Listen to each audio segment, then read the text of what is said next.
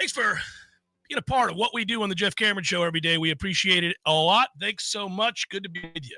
Great to be with you. Excited to be with you. Pumped up about it. I don't know where to start today. We do have news that will affect the game. And, I mean, it's you hate to see this for either side. You don't want guys to miss games. But you miss, it happens. You miss games. You have people miss games, and it's up to the next guy to step up. So you're always wondering what that looks like. I think for others, we hyper-focus on our depth chart, and understandably so, but taking a cursory glance at Alabama this morning, they looked relatively healthy until later today, like moments before we came on the air. It's alluded to, Kalen DeBoer alludes to the fact that Tim Keenan III is likely out for this football game on Saturday. Now, if you don't know him, he is a potential first-round pick in the NFL draft as a nose tackle. I've seen him projected in the top 15. I've seen him as low as 35th. I love that sort of stuff. You guys know I do. Tom and I like to talk about it sort of in the off season, and also when we get into the third hour, we'll do NFL heavy stuff sometimes. This is a guy that a lot of people thought with a good year this year. He had his most productive season last year for Alabama. He was very, very good. And many thought that if he was good again this year, he would vault himself into the upper portions of the draft, the top half of the first round, possibly. Well, I don't know if that was going to be the case. Obviously, he was going to have to follow up last year's good season with another one. But he is one of these run-defending, tough-nose, physical, low center of gravity, giant-ass nose tackles. That's another. I like to write up my player scout reviews, Tom, when I can. Giant ass. Check. He's got a giant ass. That helps. If we're in the interior on either the offensive or defensive line, giant ass needs to be the box we're checking, and he has one. Goes on for days. And it was going to be a problem. It looks like he may not play. Hate it for the young man. Good news for Florida State. Really good news for Florida State. If he does not play, he's a team captain and a guy that they feel very good about as a productive player. So that kind of is an eye-opening development. If he's in fact out, DeBoer said, we'll see on Saturday. Right now, it doesn't look like he's a go. Yeah, certainly not I think the way it was asked in the press conference is he a full go? And he said, probably not. And the word from Bama Online and those around the program at Alabama was the injury happened yesterday in practice. So, I mean, good Lord. This isn't one of those deals where somebody catches wind of something that was happening in preseason camp, but it's only now coming to light. This would be an extremely recent development for Alabama. And on the other side, speaking about Jaden Roberts, their starting right guard. Yep. He still is, quote-unquote, very limited, which means that the concussion protocol he's going through has not cleared him all the way. That's me reading the tea leaves and putting words in somebody else's mouth, but it sounds like he won't be available for this game. And if he is, it would be in an extremely limited capacity on the offensive line. Here's the thing about concussions. You either can or cannot play. This isn't like an ankle. Oh, for sure. No, but what I'm saying is I don't think you're limited. You're either playing or you're not playing. Okay, I hear what you're saying about the clearance part, but what I'm saying is he hasn't been taking live reps for weeks. So, let's just say that the doctor said, all right, the concussion symptoms have subsided, you're good to go. Well, he's not in football shape. That would be the problem. Yes and no. He's an offensive lineman. He's not a corner or a receiver. He ain't running much. Right, he's strong. He's been able to lift. With concussion protocol, you can lift. Sure, scrimmage one was more than 2 weeks ago, though. I mean, it is preseason camp. You kind of have to get in football shape as well. He was stunted in that regard.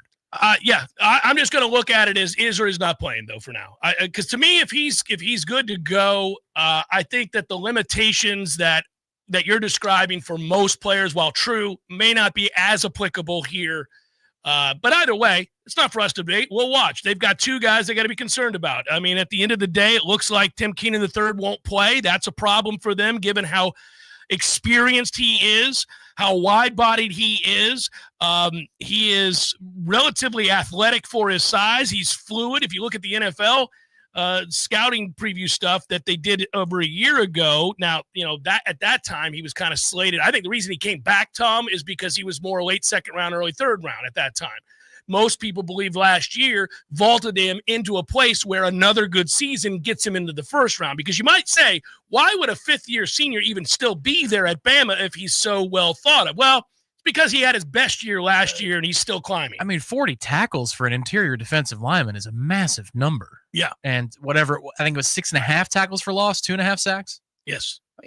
7.5 tackles. Okay, well, I mean, either way, that's enormous production from that position. That's usually an unheralded position.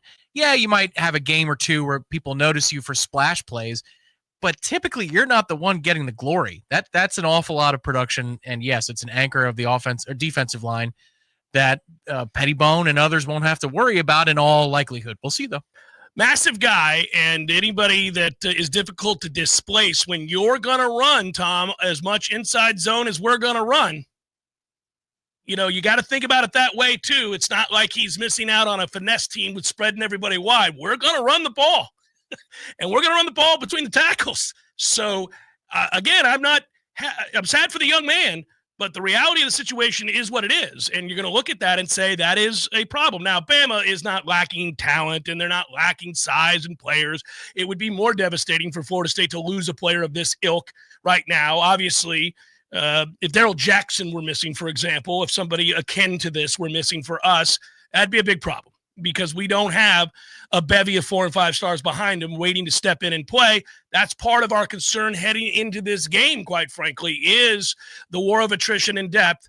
I know it's week 1, it's not week 8, but you do worry about it if Bama's going to be hell-bent on running the football here. I think they will, to try to take the pressure off Ty Simpson. It's not DeBoer and Grubb's nature to just line up and try to pound the football at you, but I think here they would. I think they would want to run the football here to try to ease into the throws that they want him to make. It'll be interesting. Yes, it would be a tendency breaker in this scenario because if you take a look at Grubb's numbers, this will be available on Warchant later in the week, but 3 years, his most previous 3 years in college, obviously last season with the Seahawks, can't really use that data. No. But Grubb, DeBoer on the same page, Fresno State for 1 year in 2021 and then 2 years in Washington. It is pass overrun. And I wanted to grab one of those years at Fresno because Penix is not a part of the equation at Fresno State. And it would be on first down, they're pass heavy.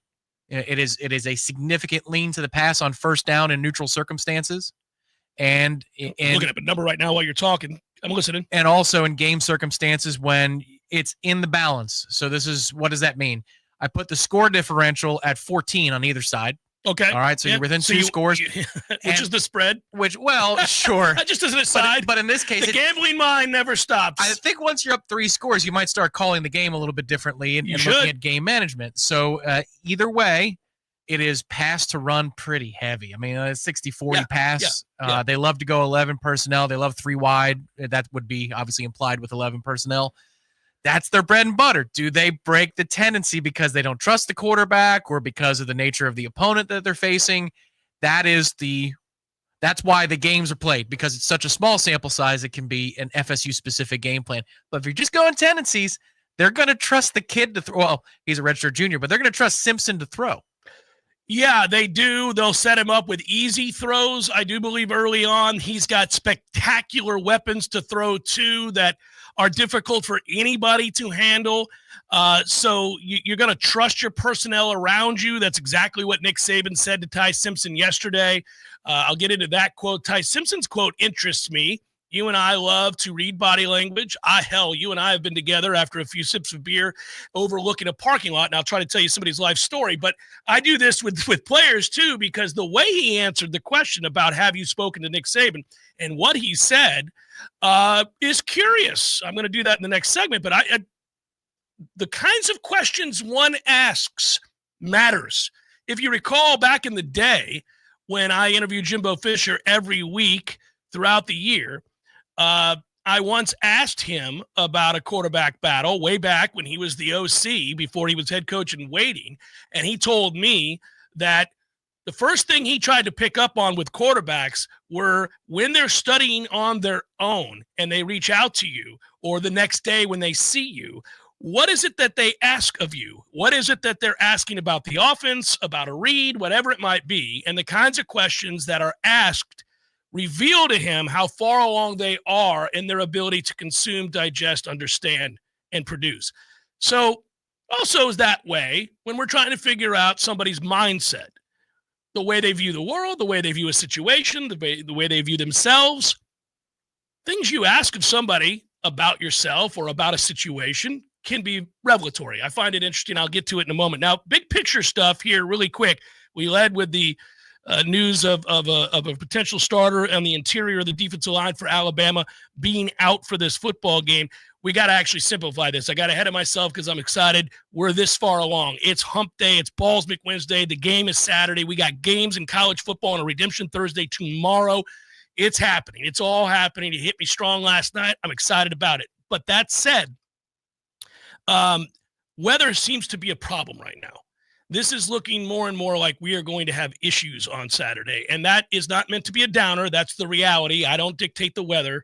So it looks like we're going to have long, drawn-out storms throughout the course of Saturday. That's the way it was as of this morning. Weather is very fickle in the state of Florida. It's fickle in general. So maybe by tonight, you're like, nope, it's gone away, dissipated. We got it all wrong. We're all good Saturday. I'm worried about the potential for a lightning delay, and I'm wondering, I like the fact that this is scheduled for 3:30. Could you push if you had to a later time in the day? There's no sense in getting out there if you know storms are coming and you're going to have lightning. I know that they want to start for the network and do all of that, but if you know an hour into this game, we've got storms blowing through that are going to last for 2 hours, could you push it back? I don't know the answer to that. I think the conference, the ACC, would probably have to dictate that along with the network. Yeah, and I would probably flip the order, the network and then the conference. I'm sure that they have a backup plan for whatever network to go to. That would be a standard operating procedure in this circumstance. You're not going to bump Clemson and LSU off of the primetime pedestal because you have the broadcast crews there, and there's a hierarchy to all these things. But I'm sure it goes to ESPN proper, ESPN2, and you bump other things down the line if you come to that place. I don't know, though, because the networks dictate here – and because weather historically is unreliable in Florida in the afternoon in the summer, short of it being a front that is most certainly coming, if it's that empirically going to happen, maybe you could announce a late start before you kick the game off, but I think they have to go through the motions here of warming up and starting the game before that they start making determinations. I think at that point, though, let's say you kick the game off and there's a lightning delay in the first quarter. Again, nobody wants this. No. But if they know that there's a giant-ass blob that's about to roll through, they might just call it and say 6 o'clock. We'll see you back here at 6. I mean, I could see something like that. So this morning I walk outside as I want to do early in the morning with the dogs, get the day started, cup of joe, feel the air. Not to mention football wins yet again this morning. How great was that? Were you out there this morning? Did you feel that? That's to all of you. Tommy, did you open your windows early this morning and feel that, buddy? Yeah. Woo! I've got a giant screen door for the penthouse apartment, and there was a cross breeze coming through at 6:52 a.m., and it was fine until 10:15, 10:30. Skippy, it was glorious. We're making it into the 10 o'clock hour. I face the east, too, so I get early sun. I made it in the 10 o'clock hour without having to close the door. That is unreasonably awesome. So tomorrow's high, 91. Friday, Libations Friday. The get-together at the CP, the hanging out, getting excited, the generated enthusiasm, shared response by all as we come together. 84. 81 is your high Saturday. 81 as we sit here today. 81. It's August. Thank you, football gods. Now just ignore that lightning, please. Overcast all you want, buddy. I'll even take the rain. Ponchos exist. Whatever. I'm a grown man. I don't care. Get your shoulders up. It'll be all right. Drink a beer. Have fun. But the lightning delay is a bitch. I can't do it. I just struggle as an older man with lightning delays of any kind. You'll have to do it. You'll have no choice. No. You can't force them back on the field? I can't, but I can leave. I'm saying the sitting around. I was once at a game with my father in Denver, Colorado to see the Raiders play the Broncos. Well, we were there before Florida State to play Colorado. But that Sunday, the Broncos and the Raiders, what a rivalry game, right? And I still call it the old Mile High. We're there for that game at Mile High. Now, normally you associate Lightning with Florida. It's the Lightning capital of the world. And I'm not even thinking that we're going to have a problem with whether – and there was a 2.5-hour delay in the game for the Broncos and the Raiders. I can't do it, Tom. I can't do it. Well, we'll see if the cell tower signal or the Wi-Fi is strong enough for me to communicate to you, because I'll let you know. I sniffed it out in Pittsburgh. I was ready. You were on top. Now, listen, I'm going to give you a lot of credit, but you get more credit for having – It's full credit. It's not full credit. You turned around and saw a black cloud. You didn't meet me in the hotel lobby and go, no, listen, today around 3, we're going to have an issue. I was watching the weather report all day. I knew what was coming. The true genius of the moment, Tom, was the simplicity with which you had the wherewithal to turn and look and see the black clouds that were behind us. That's right. They weren't overlooking the beautiful vista that is downtown Pittsburgh with the Clemente Bridge. That's why nobody else noticed it. But my boy did, and he said, hey, man, we about to get ready to roll. We're about to get crushed. Let's get to the bar. And you were right. And we hopped, skippity up, and got the best spot at the bar. I will do my best. I am slated to be in the stands for the first half of this game on Saturday. Give me that heads up. I will. If it'll go through. It won't. It won't. You'll get it Sunday morning. Stop being so negative. You'll get it Sunday morning at 3:30. So 81 degrees for a Saturday in August for Florida State and Alabama. Holy moly. Please let it be. Just the part of that with the Lightning go away. You know what would be great? What would be great is if they said, well, we're certainly looking like we're going to have an issue here with delays. We've decided to remove Joe Tess. That would be ideal if they just announced, like, we've decided that Joe Tess can't handle it and we've removed him from the broadcast. So that way you won't have to hear him gargle the SEC for 3 hours. You have to ask yourself. I'm just letting you know. There'll be no unbuckling here, Joe. There's too much lightning. I mean, I got to tell you, partner, just looking out on this field. On the hoof. We have to ask ourselves about what's appropriate here and what is best for the sport. Did I do well, Sankey? May I have a bibby? T-Spark Enterprises, that's right, 850-766-1340. If you want a guaranteed win, call T-Spark for your next roofing or construction project. They conquer all peaks, tsparkconstruction.com. They are indeed licensed. I wouldn't tell you about them if they weren't. That would be weird. But obviously, you want to prevent leaks and any roof damage or issues before they get started. When they're small like that, get them out there so you don't have to replace the roof. But if you do have to replace the roof, if a tree or something like that, there's structural damage, something along those lines, T-Spark Enterprise is available to help right away. Come in, inspect the roof, and they're one phone call because not only will they fix that, but they're licensed general contractors as well. Give them a call today, 850-766-1340. Hey, let me tell you about my friends at Tried and True Consulting, a Seminole-owned business that specializes in payments and business solutions. Tried and True's core expertise includes card, ACH, point of sale, mobile, e-commerce, and hosted payment solutions. Tried and True will help you reduce costs and increase your bottom line. That always sounds nice. Whether you're a retailer, restaurant, licensed professional, or service industry, Tried and True is saving you money. Tried and True's expertise extends to payroll, video menu ad boards, IT services, web design, and social media. It's time to make one call and tell the competition to take it on down the road. Call Don or Joe today at 844-464-6653. That's 844-464-6653. When you do business with Tried and True, they contribute 10% of the net revenue to the battle's end. So go Tried and True today. Call 844-464-6653. For most families, your home is your biggest investment. That's why Joel Higgins built ACL Home Inspections, providing you thorough, precise, and efficient information with same-day, easy-to-read digital reports. Probably one of the most common things that we find is a water heater drain line. It's meant to be plumbed a certain way, and a lot of the times in a retrofit situation where they replace the water heater is a different size. Lots of times they'll say, I had no idea, and it's the home that they live in, and they walk past these things every day. They're not even aware that it's a danger, much less that it's even there. Protect your family's biggest investment. Call ACL. Having your HVAC system operating properly is probably the biggest thing for high temperature events. So I always recommend a service agreement with a local HVAC company that will come twice a year and clean and service your HVAC system, and they can spot problems. Call today, 850-312-8919.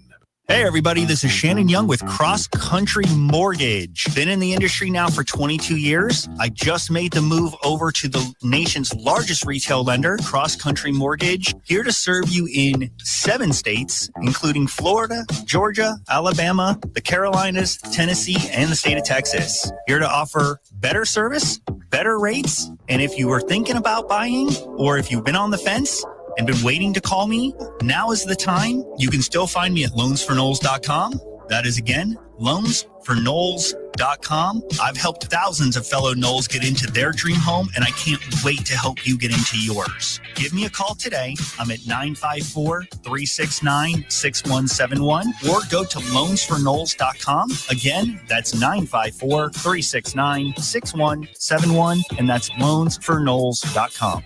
Equal housing lender. NMLS number 373031.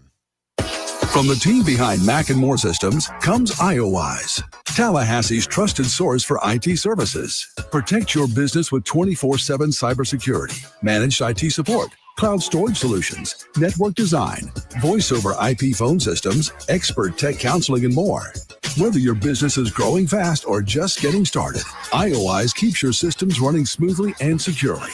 Local service, big solutions. Visit iowise.com today and work wiser with IOWise. From the championship stage to coaching change and everything in between, Warchant.com remains your home for the best FSU football coverage in the business. Brutally honest columns and features, market-leading multimedia presence across video and podcast, the largest FSU fan community with a staff that combines for over 100 years of experience covering the Noles. When change comes, Warchant.com is your home for analysis from every angle. Warchant.com, your ultimate Seminole sports source. Sign up today. The Jeff Cameron Show is a product of the Warchant.com Multimedia Network. Check out Warchant.com today for the latest news inside Florida State athletics. That's Warchant.com. Now, back to Jeff on Real Talk 93.3. If you're just joining us, hopping on for the show, big news out of Alabama where Tim Keenan III is considered to be unlikely for this football game. That's not an official injury report yet, Tom. We'll get that this year, right? We're going to get the official injury report. The last one we'd need to see is the one 2 hours before the game, but I think Friday is a good one to look at. I think so, but because it's an interconference battle, I don't know that all the rules apply. So we willy-nilly with the rules about injury reports? I think within the ACC conference games, the ACC issued an edict, and so therefore Florida State would abide by it in that moment. But I don't know if it's an out-of-conference game what the protocol would be. But I will say, all of that being understood, both coaches have been fairly forthcoming with the major players that are going to be in or going to be out in this game. Yeah, by the way, the SEC has that mandate too, and they actually were some of the first to want to do it. I mean, obviously, if you're big business in a professional sport and you take money from organizations that run gambling websites and or gambling services, it's a good idea to do it, and I think that's exactly what's happening. We'll be paying close attention. I don't know of any cross-conference issues. But that said, let's get back to the game itself. I mentioned the painfulness. By the way, it's really it tells you a lot that the disdain we hold for Joe Tess and his I've got to be careful. I forget I'm on the radio. It's not just a podcast. It's not just a YouTube show. It is a radio show, so there are FCC rules. Rhymes with a date. So besides his lauding, how about that, of the SEC every rhymes with Horatio, lauding the SEC every fifth sentence. This will let you know how bad that got at some point, to where we were very, very reluctant to welcome him to town to last year's quarterback club. Is the fact that on the other side is a former Gator quarterback that's doing the color, and he's great compared to Joe Tess. Right down the heart compared to Joe Tess. Really quite fair and does a good job, especially compared to Joe Tess. So if you booted Joe Tess, give me the Gator all day long, who is as orange and blue as they come, and yet can be objective about watching that game and who's doing what. Joe Tess, on the other hand, marching orders in hand at all times. Well, you've got to ask yourself, Jesse. that's all. I'm not saying. I'm just saying that you have to ask yourself. It's an important question, Jesse. Joe, I'm talking about the out route on 3rd and 4 here and how the throw is executed. Joe is not. He's thinking a lot about the superiority of the SEC. I've got to tell you, though, it wouldn't have been 3rd and 4 had a different quarterback been on the field, Jesse. You have to ask yourself in this situation. So I have to ask this question, and I've thought about this as I tried and the answer is Florida State is out and Texas is in.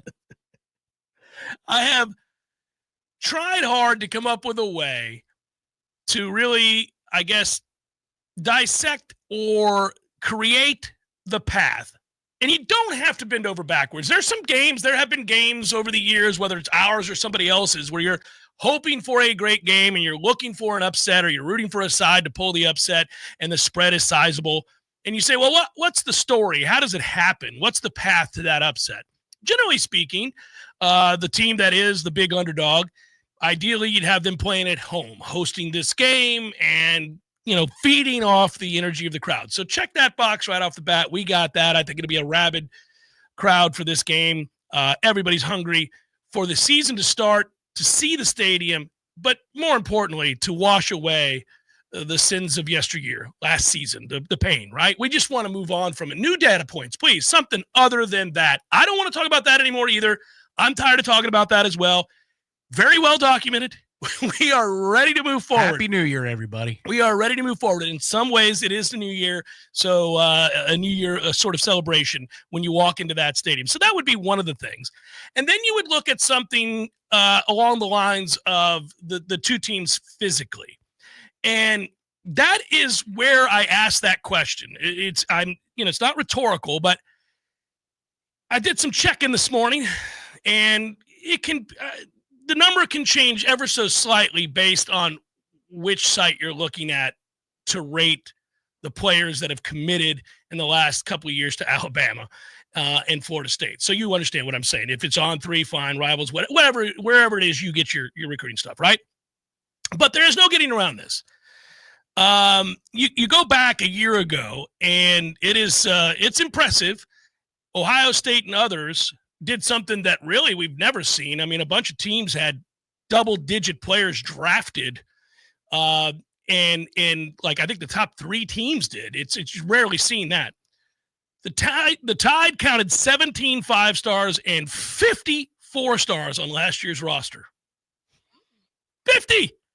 Now, let's not get nervous. This year's squad, which is what we care about, 14 5-stars and 49 4-stars. So the 14 5-stars are tied with Texas for the most in the entire country. 27 teams obviously have at least 1 5-star, so you can go through and look at all the teams that were able to get one. But if you look at the rest of the SEC and add up their scores based on the number of 5-stars and 4-star players they have on their roster, you can go to Football Scoop and see this.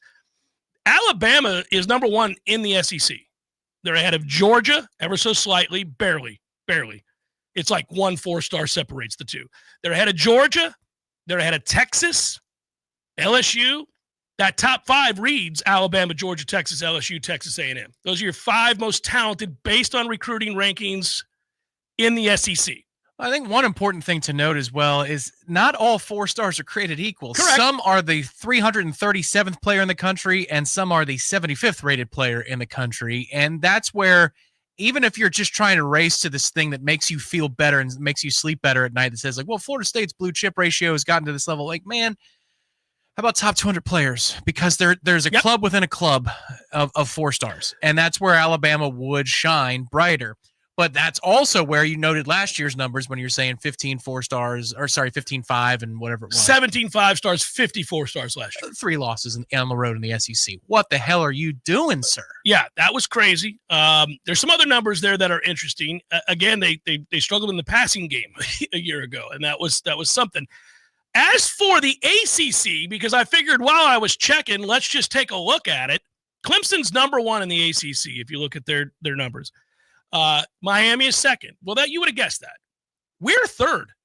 We're number 3. Now, again, it's a less than perfect list. It doesn't guarantee anything, but we're 3rd. We're ahead of SMU. We're ahead of North Carolina. Anybody you want to name, we're ahead of those teams.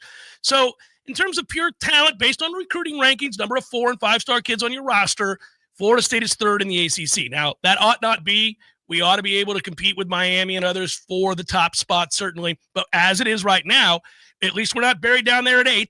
You know, you've got a depth of talent here, at least in terms of the recruiting numbers over the last couple of years. Or 17th, like we were in the standings last year. Right. Dead last, right. So I'm kind of curious about it. The talent differential certainly leads to the spread amongst other things for Alabama in their favor, and I understand that. I actually thought the gulf might be a little bit bigger. And if you add it all up in terms of total points, I thought it might even be bigger than that. It's not good. You'd rather be closer, but it's not nearly as devastating as I thought it would be. Well, what does that tell you? Well, it tells you we got a long way to go to catch up with the best of the best in recruiting, because we're well behind Alabama, well behind Georgia, well behind Texas, well behind LSU, and all these other numbers. But it does also tell you that your starters ought to be able to hang. It's a question of for how long with their starters. I mean, you're not completely off the radar. This isn't Alabama versus Marshall. I mean, we are a team that if you were to take a look at the top 30 and see those numbers, you'd say, well, there's Florida State in there. They're in that group. So a lot of teams play college football. If you're somewhere in the neighborhood of the top 25 in terms of total talent in recruiting, then you ought to be able to compete at a high level. Agreed there. And this is where I would say I would take the mantle that you usually take, which is it's still the 4 stars we do have in the last few years. Yeah, no, it hasn't. Yeah, it's gotten better, I will say. Well, this last class appears to be very encouraging. 24 is encouraging. 25 is encouraging. Obviously, 25 is because you got several dudes on the 2 deep right now, and some of that might be message sending, but some of that's also one of the things that worries you. But it's also a new coordinator coming in and saying, "The hell with all this." Correct. We got culture rotten here. I want to start fresh with these kids. Yep. But 21, 22, 23, I mean, you got a couple kids on the roster right now that are from 23. But if you just did the numbers yesterday, I think, was that on the phone? We had this conversation last week, I was pissed off about it. I was letting you know that there were a bunch of failures. If you go from top to bottom, highest rated to lowest rated in 23, like basically 6 of your top 8 aren't even with the program anymore and never amounted to anything. Yeah. So really, if you're looking for the high school recruits to contribute, you're looking at a smattering of 23, a whole lot of 2024, and then you're hoping 2025 is a continued trend that kids from the prep ranks can help you. In the midst of that all, it's not just about blue chip ratio out of high school. The portal does matter greatly in this era, and that's where we've airdropped a whole bunch of veteran starters out there. Yeah, so this is again, I'm trying to create the road to an upset. So this wasn't a negative. I just was comparing and contrasting whether or not, because you don't want this to become a situation where it is readily apparent early.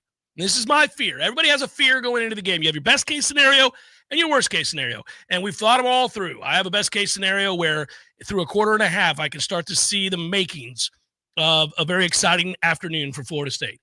There's also a scenario, unfortunately, when you're fair with yourself and you go through the different outcomes where it's fairly evident early on that you're in deep trouble. My biggest fear early is that we're going to get out there and we're going to go, oh man, we don't have the horsepower. we're outmanned. This is a problem. Like, you can call whatever you want, but we're outmanned. But you'll know, at least you won't have to wait to see that. You'll know whether your starters are outmanned. Now, that doesn't mean that if you say, nope, not outmanned, that we can hang, that you're going to go on to win the game. It could be that you get worn down over time, but at least you got to check that box early that, okay, we can run with them. I think this is, if Florida State was competent last year, right? And because we weren't, and we understand that. Right. But if this group was 8-4, 9-3, you're always going to bring that up. Well, yeah. Here's why. We would all give them a real chance to win this football game on Saturday, more than we are in this moment. It's 2-10 that's influencing how we feel about this game. Alabama laid eggs last year against teams that they should not have laid eggs against on the road. Two of them, Vanderbilt and Oklahoma. Well, I mean, the Tennessee loss isn't exactly pretty. Tennessee's got talent. That wasn't a game where you'd be like, oh, that's terrible. How could you lose that game? The two losses that they should be ashamed of are Vanderbilt and Oklahoma. That's it. Well, okay, well, regardless, they go 1-3 on the road in conference play last year against teams that don't have 17 5-stars. They probably don't even add up to having 6 5-stars in on those rosters. Maybe 8. At most, if you take Tennessee's classes in recent seasons. Oklahoma's got some talent, but go ahead. Yeah. If they're not Oklahoma from 5 and 6 years ago. They're not, but okay, go ahead. So my point is, if we were competent last year, you look at this game and you say, man, Alabama had real struggles on the road, and we're at least a competent operation. They better be careful. But because we are such a grand mystery ourselves, we're uncertain from 2 places. We're beaten down from last year, and then we have no idea what this year's group is going to be. But what we do know, the constant, is that Bama wasn't exactly impervious last season, and they've got a lot to answer for with how their operation is run head to toe with that head coach with all that talent. Because while we were the worst in football of getting nothing out of what we had, and there was no second place, we were the worst in total talent versus outcome. They're one of the embarrassing teams last year, too, in terms of the amount of talent they had and what they got out of that season, which was little to nothing by their standards. And honestly, 3 losses with that much blue chip talent, 5-star talent, that's kind of hard to do. Yeah, I tend to hyper-focus on the 2 losses that I think you could actually classify as embarrassing or certainly substandard. I don't think having 9 wins in that conference is an embarrassing year. It doesn't match Alabama's standards, and I'm with you on some of the things that you bring up about not looking put together on the road. But if we go through their numbers, this was a good football team last year who had a quarterback problem. And they were, if you look at points per game given up, and we'll go rudimentary basic stats here, not your classic advanced metrics. And I know that only tells a very small part of the story. They gave up 17.4 points per game last year. It was 10th best in all of football. The total yards per game is 320.1. That's 21st in all of football. Pass yardage per game, they gave up 182.2. That's top 20 in all of football last year. The rush yards per game, now we get back to mapping out a path for Florida State. And this is more fun because there are 2 things. And, Tom, you brought up the 2 games. I'm going to marry those 2 when we come back and tell you this is the path for Florida State. Jeff Cameron Show, 93.3 Real Talk Radio, Warchant TV. Your local news now. A 17-year-old is behind bars after allegedly...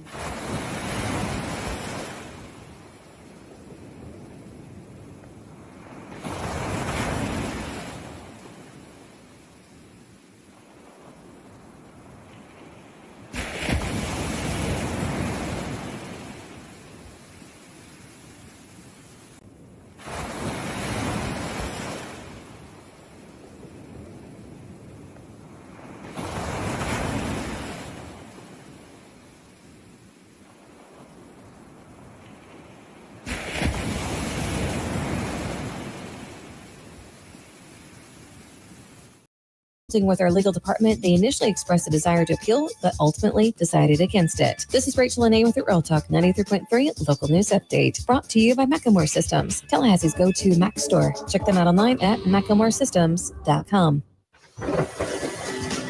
This is meteorologist Paul Trombley with your Real Talk 93.3 weather update. Ample sunshine expected this afternoon with daytime highs approaching 90. North winds 5 to 10 miles per hour. Lows level off around 69 tonight, mainly clear skies. Lots of sunshine tomorrow. Slight chance of thunderstorms. High temperatures reach up to 91. This report is brought to you by the Lawn Johns. For all your landscaping and lawn care needs, visit thelawnjohns.com. Right now, 83. T-Spark Enterprises, roofing and construction services. T-Spark Construction.com. We conquer all peaks. We fix those darn leaks. Call 850-766-1340. T-Spark Enterprises, roofing and construction services. T-Spark Construction.com. License number CCC 1331204. Hey, Jeff, what's up, buddy? I was just thinking, they never tell you that when you grow up, one of the things that you'll miss are the games that you created with your friends in the neighborhood. Wow, good days. So I would have my buddy come over, and then we'd make up these games that were kind of like a hodgepodge of every game that you've ever played. Kind of like the bikes we built. Correct. Yes. And it's a grand experiment. In the beginning, nobody knows how to play the game, and you argue about what the rules are going to be. And in the end, everybody knows how to play the game. By the end of that summer, you know the rules, the neighborhood know the rules, and you play that game like it's the greatest game ever played. But they still try to break the rules, right? Oh, if you ain't cheating, you ain't trying. But at the end, Eddie, you're never going to play it again, and you'll think about it the rest of your life. And the best game you ever played was that game. Never been a better one. Hey, you want to have a Gordo Smash, Jeff? I do. I'd like that. Gordo's, bringing the flavor and flair of Cuban food to Tallahassee since 1996. The Jeff Cameron Show is a production of the Warchant.com Multimedia Network. Check out Warchant.com today for the latest news inside Florida State athletics. That's Warchant.com. Now, back to Jeff on Real Talk 93.3. So going back and looking at the things that were exposed in those two embarrassing losses for Alabama a year ago, and I thought, is there something about what we're going to try to do that could mirror one of those games, if not both of those games, and perhaps there's some evidence that the hangover from a year ago could still be in place. And certainly getting the news today that their starting nose tackle, Tim Keenan, is likely to miss the game. And again, I hate it for the young man, but for him to miss the game, you're talking about a space eater. You're talking about a big-bodied kid, a wide ass that's tough to displace. And if he's missing this game, they'll have a good player behind him. It's Alabama. But this is a projected, if he had a similar year to the season he had a year ago, it's a projected first rounder that's missing the game on Saturday. That's a big deal in the interior. So hearkening back to a year ago and the recipe for the big upsets, Vandy and OU, Alabama gave up, Tom, 257 yards rushing to Oklahoma. You know how many passing yards they gave up? 68. They give up a lowly 68 yards through the air. So it's not like Jackson Arnold got out there and was slinging it around, and then they had to adjust, and that opened up the box, and they ran the ball. Oh, no. This was OU realizing we don't have receivers because they're all hurt, and we got a very, very mobile quarterback. Let's just run his ass and see if Alabama struggles with this. Historically, Alabama has struggled with mobile quarterbacks. We have some high-profile games in which that's the case. Obviously, a certain Johnny Manziel game stands out. But I always argue with people who say, hey, mobile quarterbacks have always killed Florida State too. Mobile quarterbacks are a problem for all defenses. They change the game. Jordan Travis, when he decided to run, was a problem for everybody. He changed the result of the Syracuse game that you and Dominic Robinson just got done breaking down in the All-22 to highlight Tony White's defense. Tony White was out coaching Mike Norvell schematically, and yet Jordan Travis went, I'm just going to go ahead and do what I do. There's actually two plays that made the cutting room floor for the channel. I'll put them out on the in a different forum, Renegade Room probably, where he gets out of a sack and you just go, oh my God. Oh, he got out of two of them. There's a 6-man rush on one that he gets out of where you're going, what is that? Yeah. There's one, it's the spy. There was the play where he had the fourth man add. He's actually bottled up and he breaks the tackle and he gets a gain of 2 out of it. It should have been a loss of 8. And there's 2 or 3 other plays like that. Yes, Jaden Daniels did the same at LSU. Very good. You think the play is over? Lenore Sellers. It just everywhere you look. If you've got a mobile quarterback, you're creating problems. You are. So I won't allow for the lazy, hey, Alabama's always struggled against mobile quarterbacks. Yeah, everybody does. Mobile quarterbacks can change the math, and they can blow up a perfectly called play on defense because they make the guys miss. But Jackson Arnold, Tom, this was 9 of 11, dinkity-dunkity, 68 yards, no touchdown passes. Mertz. You know what he did do? And this is the way. 25 carries, 131 yards, 5.2 yards per carry. Come on, baby. There's your path. That is the way. You brought in a quarterback whose most engaging and important asset are his legs. That's it. You brought him in to run. Gus wants to run. Run, baby, run on Saturday. Again, we'll harken back to something I said earlier in the last segment. Can you? Because Alabama is going to fight like hell to make sure that the integrity of their run lanes are not lost, and they're going to try to bottle him and force him to throw the football. They're going to make sure that he's not the one, or they're going to attempt to anyhow, make sure that he's not the one who beats them.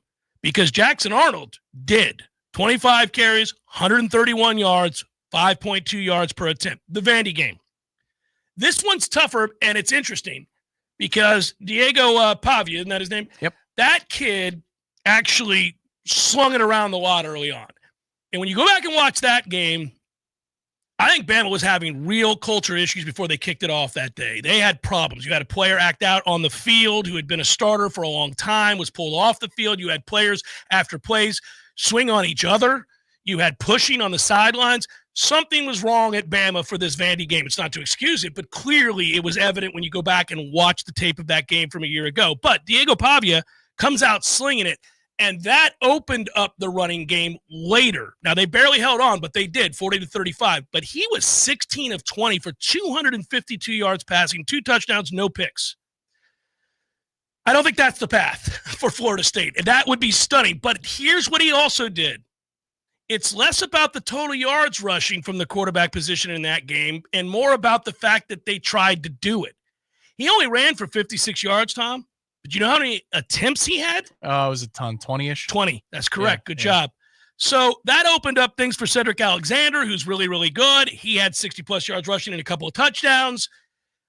Clearly, getting the quarterback very much involved in the run game is what FSU wants to do and is the path to beat Alabama, and something that, at a glimpse, in 2 of the worst losses for Bama a year ago, actually worked. Vandy, because Diego was really good when he had to be, but also because he was mobile, they were able to convert. And if Florida State does this, they can win the game. And I would be shocked if Florida State was able to do this. But Buddy Vandy was 12 of 18 last year on third down. Bama could not get Vanderbilt off the field last year. Correct. And they would go for it if they needed to because they understood about choking the life out of the football. They got up big early and held on for and then they switched. They're like, all right, now time of possession and the clock is our friend. So that's my question to you. And it was 40 plus minutes of possession that game. Alabama didn't have it 18 minutes. Right. Because Vandy could run the ball and try to suck the life out of the game. So that's my question for you and everybody else.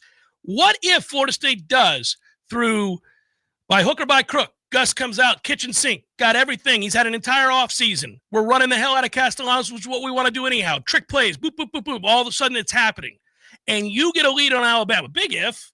Listen, this is the path. I'm trying to find the way to the upset. I'm trying to find a way to overcome a 13.5-point spread, win this game, and change the narrative and the view of what we are moving forward in the rest of this year. Because Lord knows we all want it.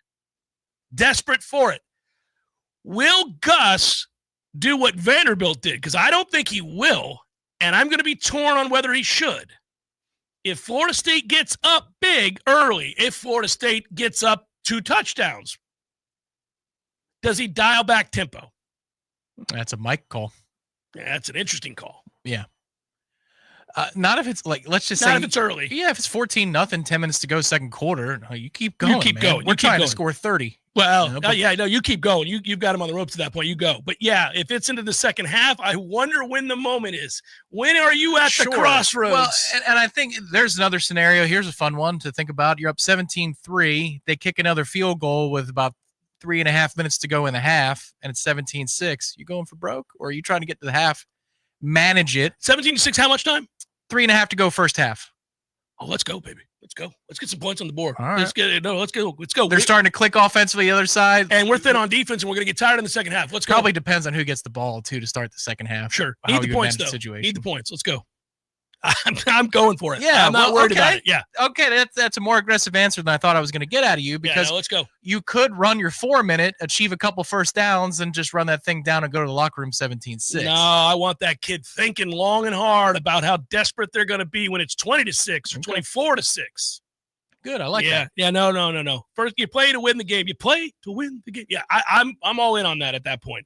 And it's first half. You gotta run what you run. It means you're having success. Keep it going. Don't be stupid. Yeah. Don't do things that are reckless. Here's the truth of it. Talking to the coaches before camp started, and even the things you hear them say during camp, their thought process, unless this is the ultimate rope-a-dope, the rhetoric is our path to an upset is to gas them.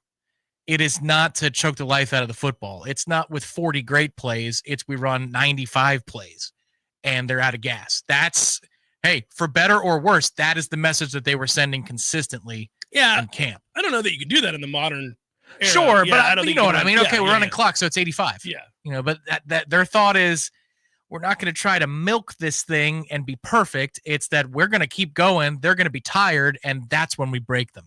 One final thing here, and we'll see if Ty Simpson's able to do it with right protections, but Alabama missing possibly their starting right guard. Last year per game, Alabama gave up nearly 2 sacks per game. That was 69th. Nice. 69th in the country, FBS. So there's a negative number on that side of it as well. Hour number 2 forthcoming. Stay with.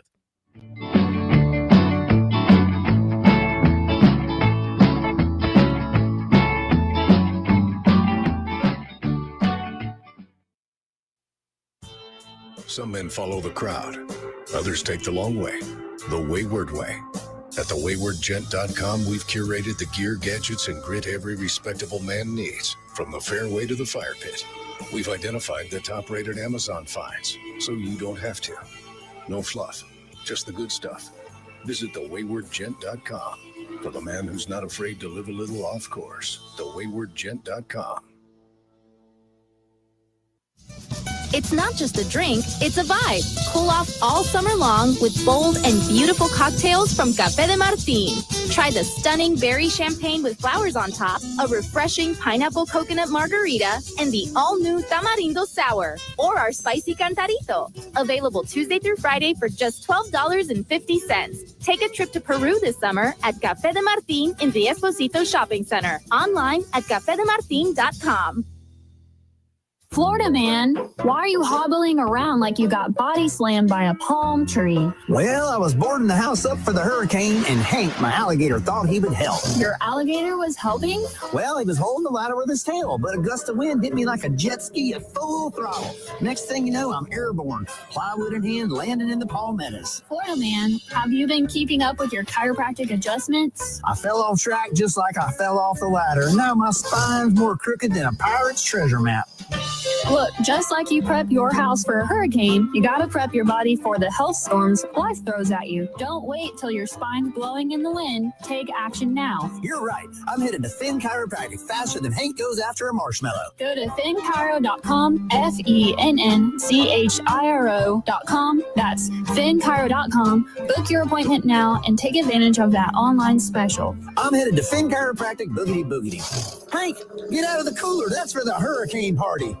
Are you sporting around with a cracked windshield? That's not your car's way of showing character. At Seminole Auto Glass, we replace busted glass faster than you can say, was that a rock, a bird, or a banana? We'll help you with your claim. We offer mobile service, and we promise zero judgment, no matter how that crack got there. Just go to SeminoleAutoglass.com or give us a call at 850-539-4527. 850-539-4527. Duct tape is not a long-term solution. Better call Seminole. Tired of watching baseball score updates on your phone? Get off the bench and head to the CP. The Corner Pocket Bar and Grill is your home for all MLB games in-state or nationwide. Enjoy the coldest drinks, Tallahassee's best wings, and watch your team in crystal clear comfort. And if you'd like to compete, come by Tuesday nights for CP Trivia and Thursday nights for Beer Bingo, where you can walk home with cold, hard cash. The Corner Pocket Bar and Grill, 2475 Appalachia Parkway. Tallahassee loves the Corner Pocket. Coming up next, more of the Jeff Cameron Show. Live and local on Real Talk 93.3. WVFT, Greta, Tallahassee. Your Sports Flash update on Real Talk 93.3 in Tallahassee. The Jacksonville Jaguars moving on from one of the longest tenured members of the team, NFL Network, saying that they are releasing safety Daniel Thomas. Thomas joined the team as a fifth-round pick in 2020. He has mainly been a special teams player during his time in Jacksonville.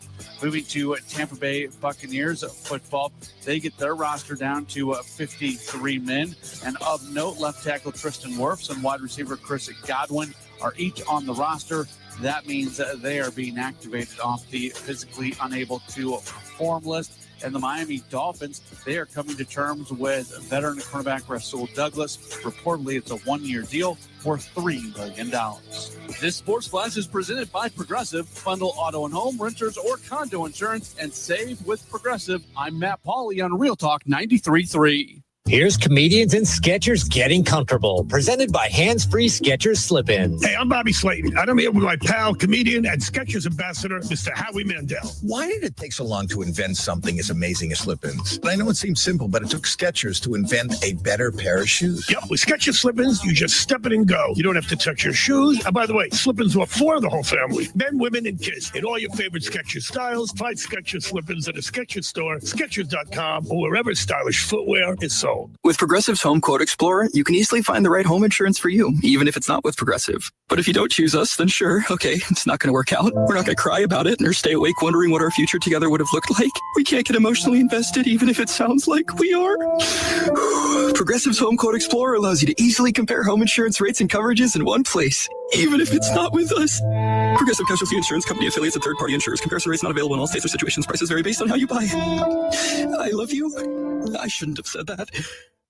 Budget Blinds of Tallahassee is your local window covering experts. They do it all: blinds, shades, drapery, shutters, even home automation. And they'll be there with you from the design to the measuring to the installation. Budget Blinds is with you every step of the way. Hello, I'm Gary, the local owner of Budget Blinds of Tallahassee. Let us help you with your unique window treatment needs. Call us at 668-4835 for a free in-home consultation, or find us online at budgetblinds.com/Tallahassee.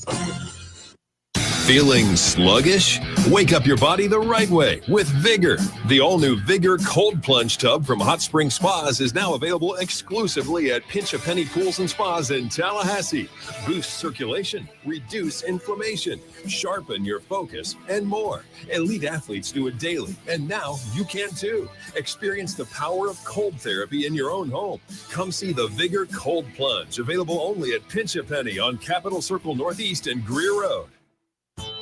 Some men follow the crowd. Others take the long way, the wayward way. At thewaywardgent.com, we've curated the gear, gadgets, and grit every respectable man needs, from the fairway to the fire pit. We've identified the top-rated Amazon finds, so you don't have to. No fluff, just the good stuff. Visit thewaywardgent.com for the man who's not afraid to live a little off course. Thewaywardgent.com. Love to compete on the dartboard? Then it's time to head to the CP. The Corner Pocket Bar and Grill is Tallahassee's premier dart bar, featuring steel tip boards and soft tip internet play. The Corner Pocket hosts leagues and tournaments regularly. Just check out their social media to find a time that works for you. And in between games, grab a pint and a bite in the cool AC, or enjoy yourself outside on the deck. Whether you want to catch a game or start one of your own, the place to be is the Corner Pocket Bar and Grill, 2475 Appalachia Parkway. Tallahassee loves the Corner Pocket.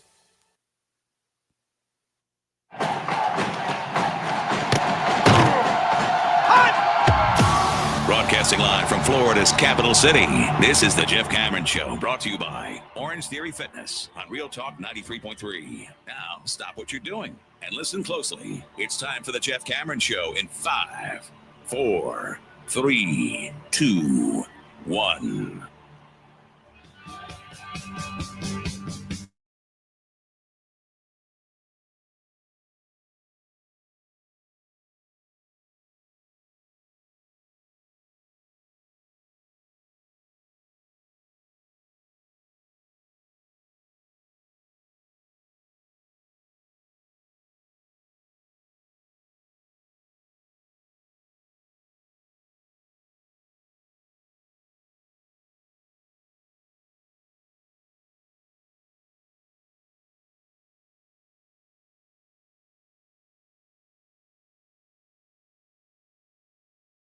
here we go. We're getting there slowly, but it's happening. Felt that this morning early.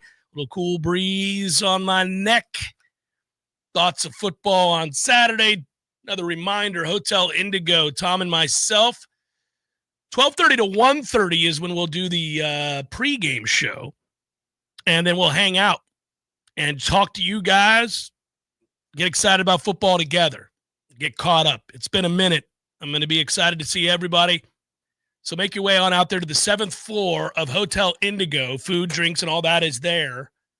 And the best view where you look back over the stadium and you say, yes, sir. Yes, sir. Back with registers again this year. So it's a cash bar, all the spirits, beer, and wine that you can care to imbibe. Registers and sausage. I care to. Yeah, and the air-conditioned bathrooms. There you go. Usually more important in August than it is slated to be this weekend, but we'll take it. Yeah, catching up. Brought it up the first hour. Talked about a lot of things that have happened in the last 24 hours, and that includes the news. Unfortunate for Alabama, but Tim Keenan III is going to be likely out for this football game. Projected to be, if you had a similar season to a year ago, a first-round draft pick. He is a prototypical nose tackle, a giant young man. Some people had him listed in the top 18 overall of the NFL draft. Some had him a little further down. Either way, good player, experienced player, wide body, tough to displace, going to be out for this game. Now, for sure, Alabama will have players behind him that are also highly touted, well thought of, and very big and tough to displace. But that is now the second time a guy on the offensive and or defensive line has been listed as either out or questionable. The right guard for Alabama, Tom, you brought it up earlier too, but just to catch everybody out, still not clear of the concussion protocol. It's Wednesday. The game is Saturday. It's been 2 weeks. It's hard to envision that he'll be available for this game on Saturday. He might be. But either way, as you point out, could be some rust, but also I'm not so sure if you're not ready on Wednesday that you're going to start on Saturday. And that means that you would have a backup guard at right guard who the fan base, if you just look at the boards, Gino, I forget his last name, at right guard, and a Texas A&M transfer at left guard who was not a full-time starter. Right tackle, they're not totally sold on either. Okay, just enough in terms of the way of potential communication issues along that starting five with Tony White wants what he wants to bring to the table. Confusion. Havoc. That's what he traffics in, confusion. This could get interesting in that regard because they're going to have to sort through things like they've been playing together every day. And we'll see if Alabama is up to that test, much like when our starting offensive line is out there. Are they left to right all on the same page? Yeah, and don't forget, by the way, Tom, that they're, very experienced and talented and, in terms of high expectations, running back is also out for this game as well. So if you're talking about the confusion and the havoc that Tony White's trying to traffic in and create opportunities to put a hit on a quarterback who's making his first real big start, first real moment in the sun here in a game against Florida State, you say, that's interesting. I brought up something last hour about that very thing.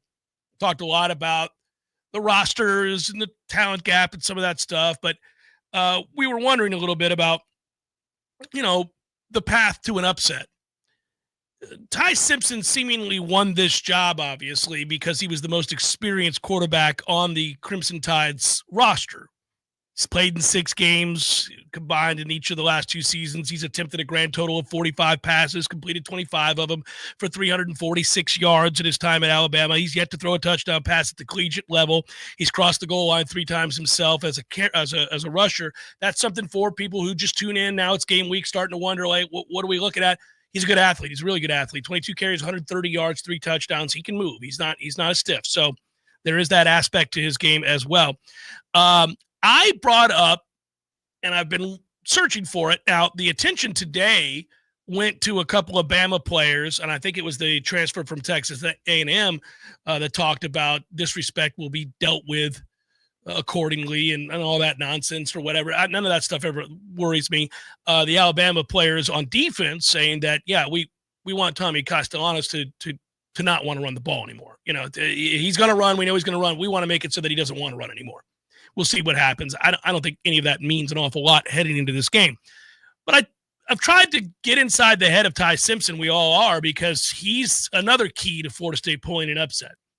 It wouldn't be outlandish to say that hey, here's a guy making his first really big start on the road at a place like Doak Campbell. If it doesn't start, it's a tricky defense to try to prepare for. It's a weird defense, the 3-3-5 and all the different looks that Tony White's going to give him and where he's coming from in terms of pressures and all the stunts up front. So let's say early on things go a little south for him, and you wonder, like, what's his mental makeup? What's he like as a competitor? Who is he? And I think you can find things sometimes, the way a guy is thinking, the way a person is thinking about a task, a job they have to do, a relationship they're in, whatever it might be, by the kinds of questions they're asked. He was asked whether or not he's reached out to Nick Saban, which, by the way, if I were Coach DeBoer, wouldn't you get tired of this? You have the press there covering your team, and they go to your starting quarterback for the first game on the road, and they ask him about Nick Saban. You got to be like, it's not a bad thing to do. It's just, when are they going to stop doing that? When he doesn't have an office in the building anymore, he's pulling a Pat Dye. It's a toughie. It's insane. It's a toughie. But he's the godfather, Tom, and you got to go in there probably once a week, kiss the ring, offer up some sort of service. It's what are you going to do? I love those Verbo commercials, Coach. Please give me insight. They're actually good. I do like them. This is not a spa. It's funny. And also, it's $2.54. I know. Yeah. Well, they went and reshot it. He originally didn't have a Bama hat on when he's sitting on the porch. Oh, really? Yeah. So for whatever reason, Alabama got their logo in there somehow. I wonder how that happened. I like the one where they come back because they think what he's saying is absurd. He goes, it's a rule. And he points to the rule book. That's well played. Anyhow, so back to this. Had he reached out for any advice from Nick Saban? And this is what he said. I talked to Coach Saban recently. I asked him, what do I need to tell myself going into a game like this? How is it that I cannot be so anxious? How is it that I could avoid getting nervous? How do I try and make it something less than, not something as big as it is? Well, my man, I found that interesting. Your 3 questions were about being scared, nervous, and understanding the magnitude of what was at stake. Those are your 3 questions. Let me add to this. Each time Ryan Grubb speaks on his quarterback, he says one of the key things is that he maintains his composure. Buddy? They're worried about it. They're worried about what goes on between the ears. It doesn't mean he won't, but they're clearly worried about it, and he, with those answers, just revealed why. How do I not get so anxious is one of your questions? Because you're anxious. How do I keep from being nervous? Because you're nervous. How do I try to make this not as big as it is? Because you recognize of how big it is, don't you, buddy? It's too big for you. It's too big. The moment is too big for you, Ty Simpson. That's why you've sat the bench for 4 years. I just love if Saban opened up his drawer, he shook a pouch in here, and he goes, have a tranquilizer pill. Here you go. That's how you settle yourself, son. Would you like to do a shot? Do you want to be my pal? The answer from Nick was just play within yourself. Make sure that you keep your team out of negative plays and negative drives. He said that if you end each drive with a punt, a kick, or an extra point, then you're in good shape and you're not dead in the water. So that's the approach I'm going to try to take. Well, certainly everybody likes to end the drive with an extra point, but the first 2 were the mindset of a conservative individual. Just don't turn it over. Don't take any risks. No chances with the football here. What his offensive coordinators talked about this camp, however, is that composure is to have enough self-belief to take the time to look down the field for the shots that they scheme up, and he's not doing it. Well, he's got 2 of the best receivers in the country. One is preternaturally gifted. How would you not want to get him the ball? Well, and every OC prides themselves on something. This OC clearly prides himself on downfield shots, professional concepts, and he was frustrated. You saw it with Penix. Correct. He is frustrated with his quarterback that he won't take the shot, and instead he'll pucker, this is me reading into it, and take the check down. So a lot of times it's the other way. you're begging your quarterback to take the check down and get his hand out of the cookie jar. That's what Tony Tokarz was talking about regarding Tommy Castellanos in the early portion of camp. If I could just get him to take these things that are in front of him, that's most of the time. They're asking this kid to whoa. They're asking this kid to giddy up instead of not to whoa. Yeah, and every coach wants to be able to say whoa and not giddy up. And I don't know, though, Tom, that in this situation we're going to see this play out according to form. I think early in this game, Ty Simpson will make a lot of safe throws that have been engineered for him just to complete some passes to calm down. Easy, quick outlet throws. You've got skill galore on this team. Those 2-yard throws can become 60-yard touchdowns in a hurry if you don't come up and tackle. And this is where, for Florida State, swarming to the football in the way that Tony White has talked and mandated that this defense do is going to come into play. You've got dudes that can really make you miss in a phone booth. We all know Ryan Williams being chief amongst them and a guy that does special things even when facing teams that have special athletes. So that early on, you really have to be careful. You've got to be fundamentally sound, and you've got to swarm to the football and make a play. Get him on the ground. Because I think they're going to want to be safe.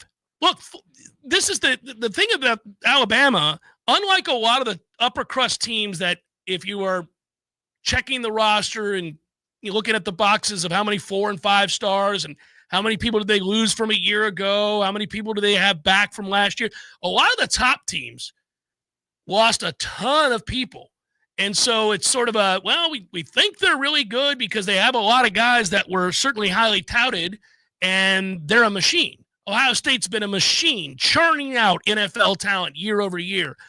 Under Sarkisian, Texas has elevated their level of recruiting to a place where they could lose a bunch of guys, and guess who they're replacing their quarterback with? Arch Manning. And then over and over you see just studs everywhere.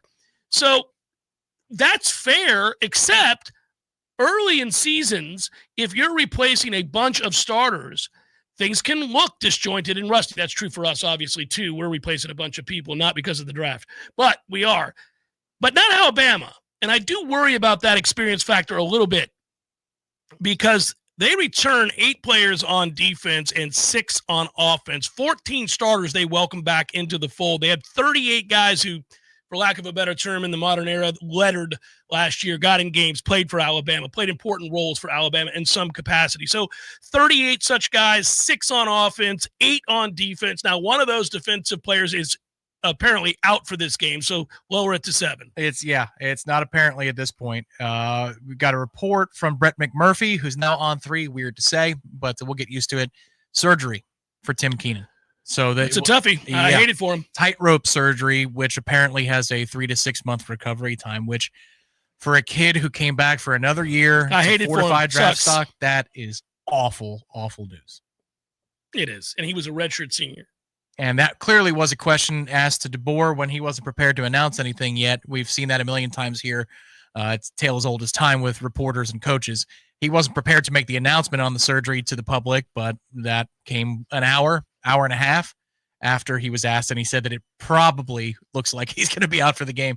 Yeah, he's not playing in the game. Well, my great concern is that we have a similar situation here with Wynn, and I don't know that that's the case, but Mike looked uncomfortable when he was asked about it the other day, and we now know he's certainly not going to play in this game.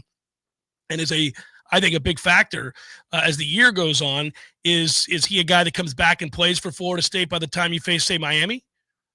At this point, that's really what I care about. Is Isaiah Wynn going to give Florida State significant snaps at 320 whatever pounds and really strong as he's been described for a freshman? Obviously, body composition, you look at him, he looks like he could fit the bill.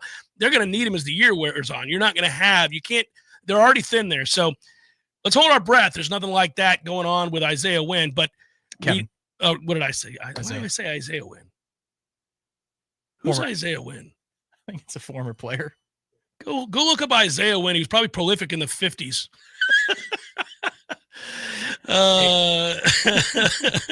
I'm of that age where these things can happen. He was an offensive guard. He might still be playing, actually. He's 29, so he's playing for the Dolphins. All right. He goes by Isaiah Emmanuel now. I remember some damn Isaiah wins out there. Kevin win. But the bottom line is, let's hope that he went to Georgia, so my guess is you really wanted him on the trail. I probably did. I would have wanted most of the Georgia players that went to Georgia. That's the problem. He's also from St. Petersburg. Oh, did he go to your high school? That's probably exactly why I know the man. Yeah, he went to Lakewood. Oh, there it is. Oh, okay. There it is. Let's come back to Lakewood always, buddy. That's how it goes. 6 degrees of Lakewood. There it is. Another elite player out of the Berg, of course. Pitch Penny Pools and Spas, everything you need for pool maintenance, chemicals, cleaners, pumps, vacuums, nets, covers. They've got all of it. They already have the largest selection of premium Hot Springs hot tubs. Now, Hot Springs making the cold plunge tub for you. That's right. The health benefits, amazing. Go over there and check out the affordable line of Hot Springs cold tubs to go along with the Hot Springs hot tubs. Pinch a Penny will come and get your old tub, remove it, haul it away, and give you some money towards the new one. They make it easy. Go check them out. Having an amazing hot tub is not out of reach. Same for the cold tub these days. It's affordable. Pinch a Penny Pools and Spas. If you're ready to relax, they're ready to show you how.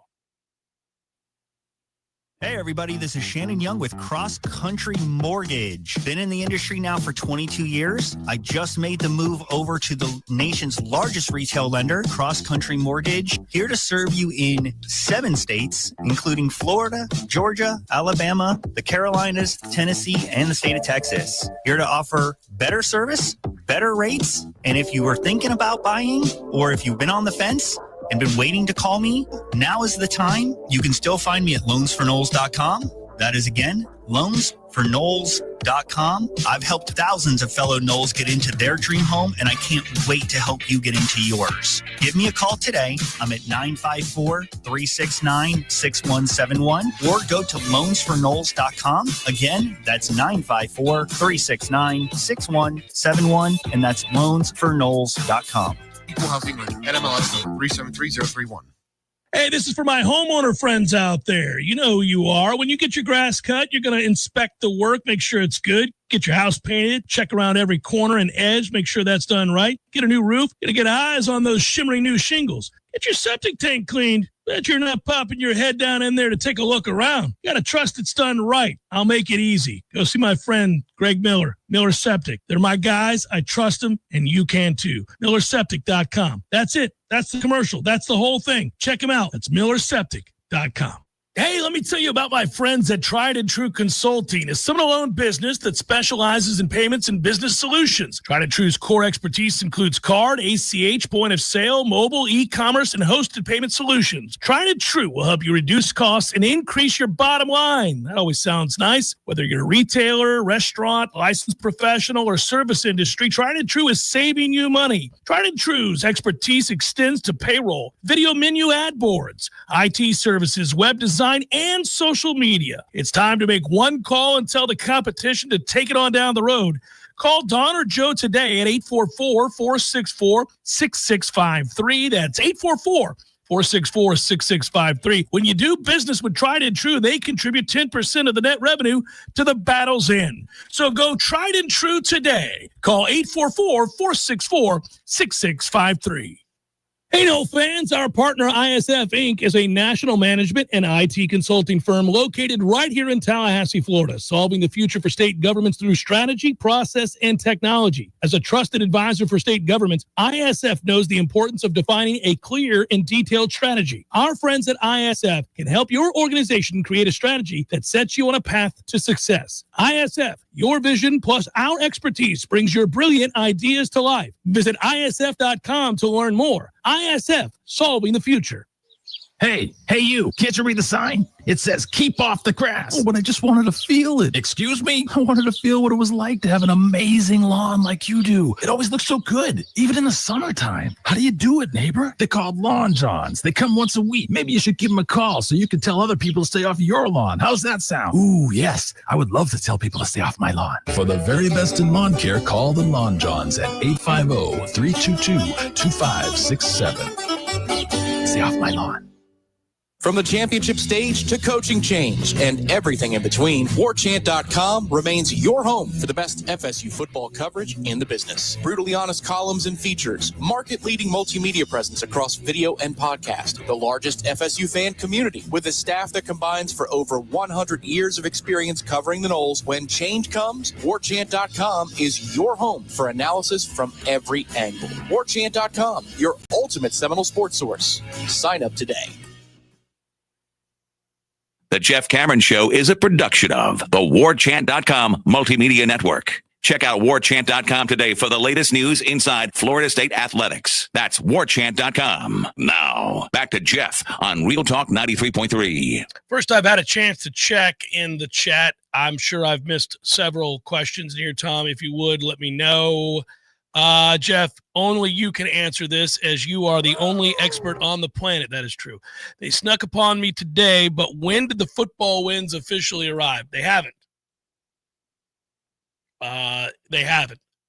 How would you classify these very, very similar to the football wins that we have in August? A taste, but when they arrive, they're here to stay. This is not here to stay.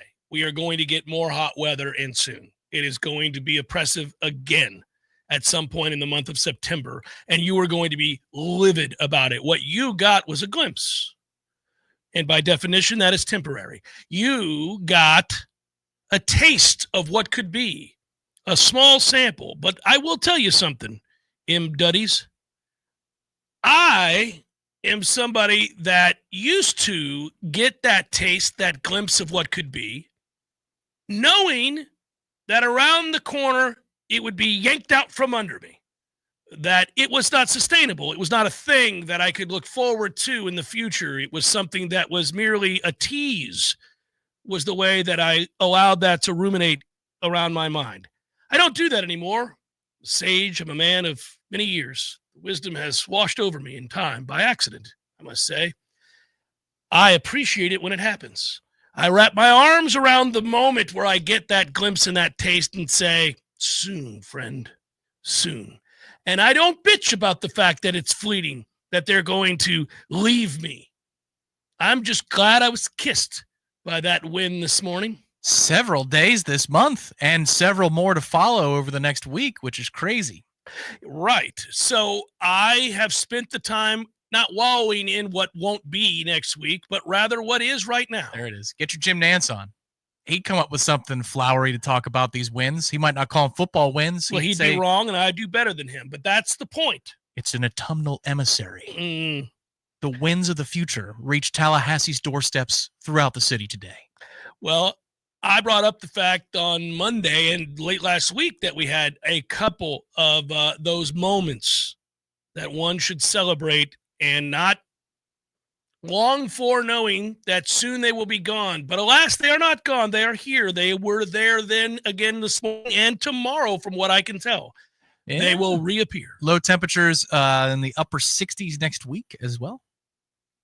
It's a beautiful thing. It's a lot of time in a lot of time. August. A lot of time. CC Black 1987 says, I have no expectations for this season after 2-10.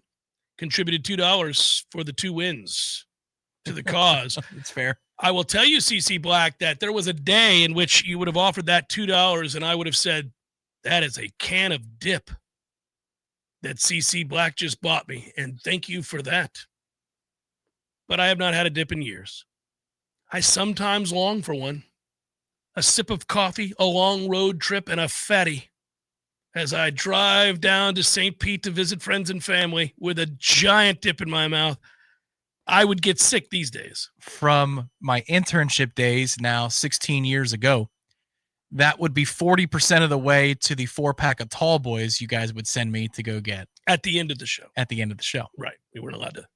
Well, even if it was during the show, there is no FCC rule against consumption. But I did not consume on the air. No. I did as an intern in Matt's office while you guys were going, because ingratiating you, yes. I was paid 1 tall boy out of the 4 to be the driver. That's how that worked. Yeah. So you guys would pay for the tall boys, and then, 5 bones. Yeah, and then I would drink 2, and Matt would drink the other one, and then you drink 1. Yeah, you guys would race each other each day to see who gets the other one first. Yes. Yeah.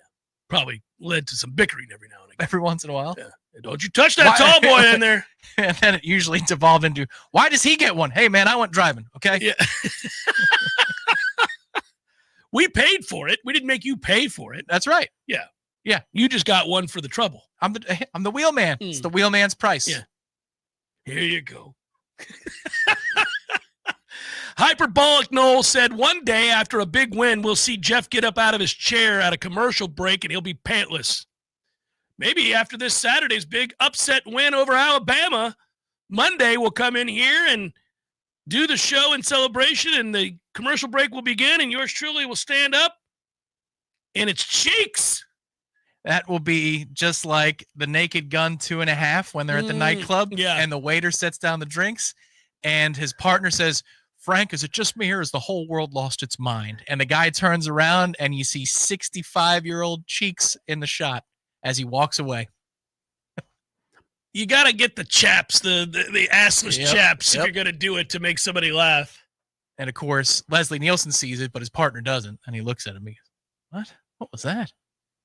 Stevie, that is the false football wins, but they're real in the moment. They are a replicate. They are something that looks much like Rutger Hauer's character in Blade Runner. You see them as human. You feel the wins as real football wins. They're replicant wins? Yes. Noel Dad says faux ball wins. I like that. Okay, fair. I like it. I am monitoring the situation because if we have another week's worth, Tom, goodness gracious, I don't know what I may be forced into saying that they're here. Who knows with the weather anymore? But hey, I think every day that you get like this means that you'll go deeper into November or December with heat. You're trading now. Well, see, now you're doing the thing again with your negativity at all times. Constantly bringing up the negative. I would take the now. Well, I am embracing the now. That's exactly what I just got. I'm not promising anything in December. That's why you take the lump sum of the lottery. I don't need that structured settlement. I'm not using J.G. Wentworth. I want the lump of cash now. Yeah, I want the lump of cash now too, and I'm retiring immediately. And I'll call you from Aruba or something. But yeah, that's we're off doing something. 81, baby, on Saturday. 81, but that rain, that damn rain. And the rain is fine. If you don't know what I'm talking about, earlier in the show, I was talking about the kind of setup for this game. We're at the midweek. We got football tomorrow at 5:30. A game I am gambling on tomorrow is present at 5:30. We'll get off the air at 4, and an hour and a half later, we'll be watching Boise State and USF. Do you know how much ass that whoops? That is a wonderful ass-whipping moment on a Thursday. It's not just that game is on, although that's a big part of tomorrow's Redemption Thursday. And we got off to a rousing start to Redemption Thursday. Yours truly over here just whooping ass to start the year. Give myself a little cushion. But this upcoming Redemption Thursday with the full slate, now it's nice. You go all in. But there's a ton of games on tomorrow. Like, if you wanted to, you could set it up. You've got the laptop, you've got the desktop, you've got the iPad, you've got the 100-incher with the quad box, you've got whatever other TV you have set up in that room. And all of a sudden, you potentially during the night have like 8 games on. That's right. In your living room. You do the Scott Hansen Octo Box. The Octo Box, indeed. But back to what I was saying, we know the forecast is calling for pretty steady thunderstorms throughout the day and into the evening, well into the night. And I can't do lightning delays. Well into the night? Well into the night. I cannot do lightning delays. Don't do this. I'm just letting you know I can't do them. Don't. I will leave. I'll leave. I'll see the rest of it at the hizzy. Well into the night? That's originally what I read this morning. Now, you can blame the weathermen. The weathermen are oft wrong. We know this, but I'm telling you, it looks like this is... Why do you think it's only... I'm looking at you, Mike McCall. Why do you make think, this right? Why do you think the high for Saturday is 81 in August? Because of the effing rains, man. They're going to be all day. Rains are fine. This whole into the night. Into the night. Assess his performance. Dave Kingman's? I can't say what Tommy Lasorda said next. Into the evening and night hours? No, sir. No, sir. Well, you're mad because you've got a post-game show to do, and that could end at 1:30, 2:30 in the morning. Look, man, we work hard, and by that I mean we get lucky when we have 3:30 kickoffs or noon kickoffs to be able to watch the sport like everybody we love else the sport. does. There's a lot of good games to watch the sport. There's a lot of good games, and therefore there are a lot of good games Saturday. The second half of Clemson LSU, if we just go on a routine schedule here, is within grasp. Yeah, you'll get to see it into the evening and night. I don't control the weather. It's not my fault. I like the 81. That portends of a fine afternoon. 81 at Doak in August. Holy moly. You can't ask for anything more. Give us a performance, boys. Show up. We got everything in place for you. A newly renovated stadium. A new roster. New coordinators. A lot of new fans who've jumped into the fold because the others couldn't afford the tickets. You've got it all. A new field. New grass. Lay and play. Lay and play. You've got everything. 81. Come on, baby. Rise up and give us a little something. Let that be tied in the fourth quarter. Let that be tied in the fourth quarter. I'll get weepy. I will be so excited for this fan base. Noles everywhere. We will rejoice that. And again, don't get me wrong. Moral victories for the birds at a place like Florida State, but I'm fighting hard to do the right thing because people get all up in their feelings and freak out. Are you negative? And they can't handle it when you talk pragmatically about what something is or is not. That got at you. It's just stupid. It's just a bunch of babies. But the point would be that, I mean, look, we know what this is, and what we need it to be is something very, very different. I know. This is the fourth time I've heard about the negativity. No, because it's funny to me that somebody would stare at that and not think exactly the way that normal people, well-adjusted people think about a 2-10 season. Anyhow, I desperately don't want that to be the case. I want us to be forward-thinking, forward-facing. The past is the past, Tommy. We got to let it go. Forward moving. We finally have an opportunity to do so because of Saturday's game. That's a legit reason to move past the things that have been really weighing us down. I just want that thing, that data point like we talk, to be something that buoys us, gives us a sense of hope, for lack of a better term. It's not a dangerous thing, hope. I want to wrap my arms around that hope. I want to believe in that. No good thing ever dies. That's right. I want that to be the case. I'd like to see that. And again, I believe that you could get that. You could derive that from this game in a loss. So I'm not saying it's all or one or the other. I'm saying you can get that. It's how you play. It's a style of play. It's an effort, a belief, a toughness, a willingness to sacrifice. It is all of those things. Are you in it? Are you there? Do you have a chance to win this game? It's also an elapsed time of 3 hours, 37 minutes from kickoff to the conclusion of the game. And at 7:07, we're firing up the post game. That's also something. Now, where do you stand on the poncho? Do you believe I don't you like can, ponchos? Okay, I figured you would have a strong I'm a take man, on. for Christ's sake. I don't want to wear a poncho at the game. I will if I have to avoid oversaturation. I still have mine from the folks in Ireland. Now, some might say that that's not a good omen. I never wore that poncho. No, it's still in the bag. Yeah, I never opened it is zipped up in a bag that is the size of a coin purse. Because you're a grown man, you're not wearing a poncho. That is correct. However, I am going to be bringing the notebook in because I need to take notes on the first half. So that's a problem. I mean, if So you're protecting equipment, I might poncho up the notebook. You should. You should. Yeah, no, listen, protecting equipment that helps you do your job, do your work, whatever. Yeah, I get all that. I could poncho it if I had That's why we wear pants. My equipment's not afraid of the rain. Pantless and let it rain. Comfortable as can be. As the old imaging once said, pantless and proud. Yes. You heard the commercial last hour from my friends at Tried and True. Got to see Rusty and Don and Joe yesterday. We had a delightful dinner together. And it was so exciting to see like how pumped they are for this game and how excited they were to be back in town. And, Tried and True, who's a great partner of the Jeff Cameron Show, and several local businesses here in Tallahassee, and they're continuing to grow.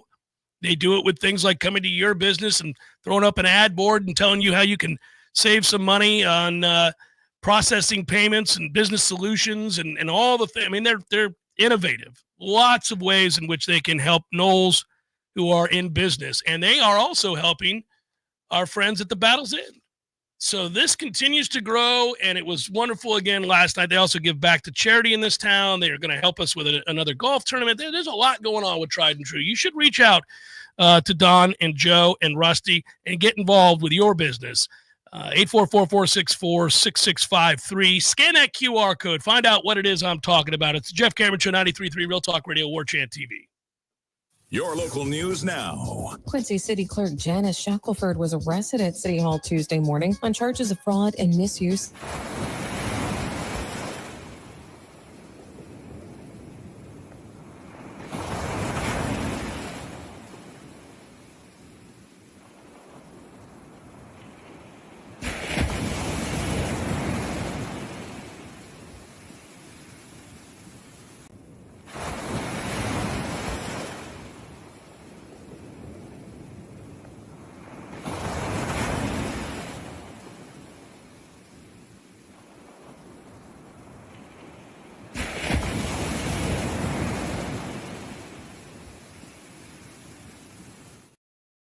On campus. This is Rachel Anay with your Real Talk 93.3 local news update, brought to you by Macklemore Systems, Tallahassee's go-to Mac store. Check them out online at MacklemoreSystems.com. This is meteorologist Paul Trombley with your Real Talk 93.3 weather update. Ample sunshine expected this afternoon with daytime highs approaching 90. North winds 5 to 10 miles per hour. Lows level off around 69 tonight, mainly clear skies. Lots of sunshine tomorrow. Slight chance of thunderstorms. High temperatures reach up to 91. This report is brought to you by the Lawn Johns. For all your landscaping and lawn care needs, visit thelawnjohns.com. Right now, it's 86 degrees. Let's be honest, we all have way too much stuff.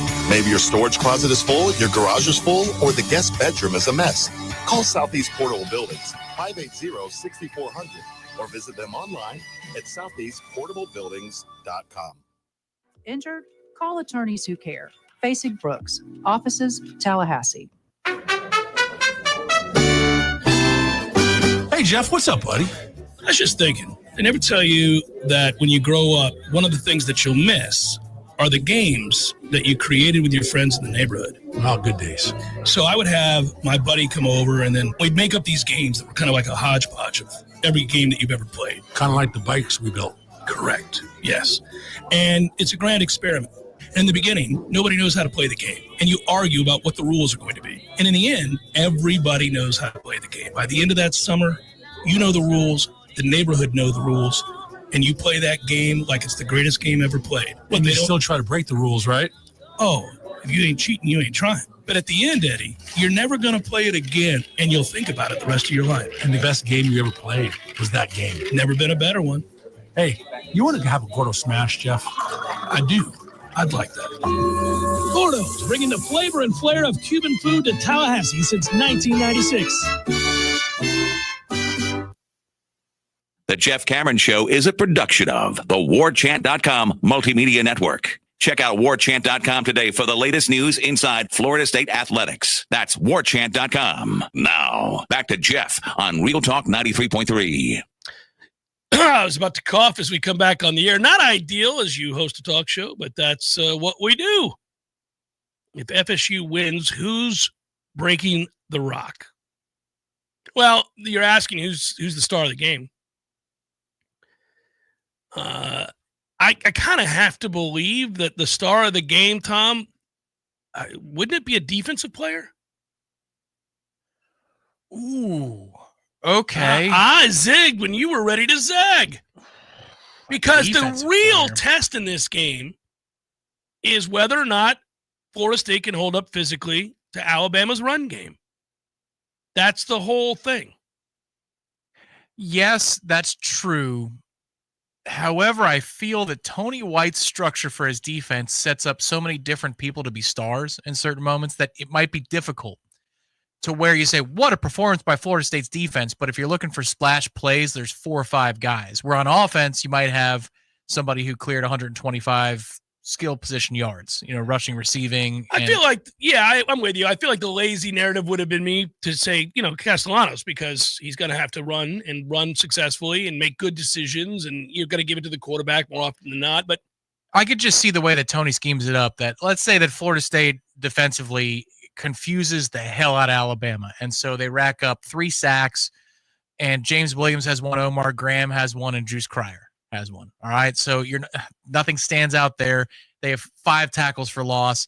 The aforementioned 3, Darrell Jackson has 1, and Jason Jenkins has 1. All right, these are awesome scenarios that I'm going through right now, but I don't feel like Tony White schemes up a defense so that one dude can go eat. So if you did have a defensive MVP, it would be a turnover, somebody who was on the other end of turnovers. Jerry Wilson with 2 pass deflections and a pick. I get why you're going that route. I'm saying it's Darrell Jackson because he's risen up and played like the big man that he is, and he stopped up the middle, and Alabama couldn't run the ball, and then they put a quarterback who hasn't had to start a game like this in a tough situation and made him throw it 35, 40 times because the middle was a no-go. And Darrell was just a massive force. And I don't know that it's equaling, 9 tackles, 2 for loss or anything like that. It's just that the game plan is severely altered because he's stout. And coordinators have a sense of freedom when they've got a space eater like that. It allows them to do an awful lot of stuff, and they appreciate that. So even though the numbers may not be what would you tab as an MVP, you'd say, that was the guy. That's also an interesting subplot because Tony White, Darrell Jackson have both spoken about how Darrell can play all 3 positions across the line. Move him around, yeah. Do you in this game? Oh, it's much like, do you shadow Jerry Wilson with Ryan Williams? Now, we're probably going to play zone, so you don't have to do that necessarily. I was just about to say, we're going to play a lot of zone, so I doubt we're going to have to do that. But, yeah. But you might still want him to be on the half of the field that the best receiver is on the field. Grooving over there? I am. I'm just excited about the different possibilities and the different ways that they can attack. We don't have to speak in hypotheticals about the big picture stuff anymore. Is that nice? It's very nice. I'm excited to see how he utilizes his personnel. I will tell you that I do think he's up against it here. Just physically, I don't think he has enough of what he'd like, but he's obviously not going to lay down. So it'll be fascinating to see what he does. I like his. First of all, I like how innovative he is, and that leads to a lot of questions about how would you attack this, knowing the scheme that he wants to use, knowing the personnel that he has. Can he use some of the things we've seen him utilize at Nebraska and Syracuse? And how he goes about it is a fun guessing game. And it would be oversimplistic to say if Darrell stays in the middle that he's just over the ball. That's not this defense. You can line up. He'll be slanted, and you can line up as a 2-tech, a 4-tech. I mean, it really, depending upon what you do with that 4th player that you add, if it's a linebacker or if it's the jack, it could be the Mike that's added and not the jack. So if that's the case, then you might slide Darrell over a couple of gaps. Like, I'm just saying that I wonder if in this instance, because depth isn't exactly what they thought it was going to be, if Darrell just doesn't stick between 2 other defensive linemen the entire game. That might be the best course of action, but Tony's going to be the judge of that. And the other part of it is, too, after the snap, Darrell can line up in a bunch of different places, but he's not going straight ahead all the time. Often he'll be slanting and angling and trying to shoot gaps or, get a leverage on a center because we're bringing in another guy to take the center's attention away. This is all part of the Dominic Robinson breakdown that I encourage people to look at. If you're saying, what does Tom mean? Well, there are visual aids on the channel with the Dominic Robinson breakdown in which you'll see what I'm talking about, which is it's not just about stunts and twists with defensive linemen. It's also slants and manipulation with linebackers. There's a whole lot going on there.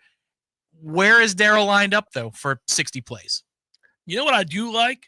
Because we've seen it from that film that you're talking about with Dominic Robinson and yourself as we were watching that All-22.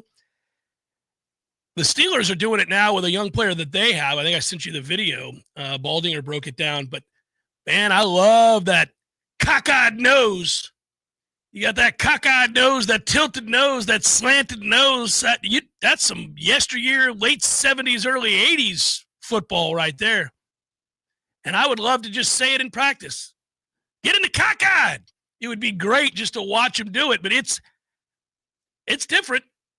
And there's a lot that you can do with it, but we'll see. I think Darryl will be in some cases. Should be noted today, too, that Mike Norvell did speak on Daniel Lyons in a positive fashion and kind of let it out a little bit more that there's been a ramp-up process. Norvell saying today that he's seen more consistency out of Daniel this last week of practice. So hopefully that's all true, and not just because that by default Daniel Lyons is on the second line of the depth chart. But I think Daniel's progress in preseason camp and Bama prep will influence how often you move Darryl Jackson around. If they believe that, then they can move Darryl around and play him in different positions. If they don't, then Darryl's going to stay at home near the football. The cockeyed nose. And the cockeyed nose. Ohio Noel, thank you so much for supporting what we do on the Jeff Cameron Show. Thank you. Much obliged.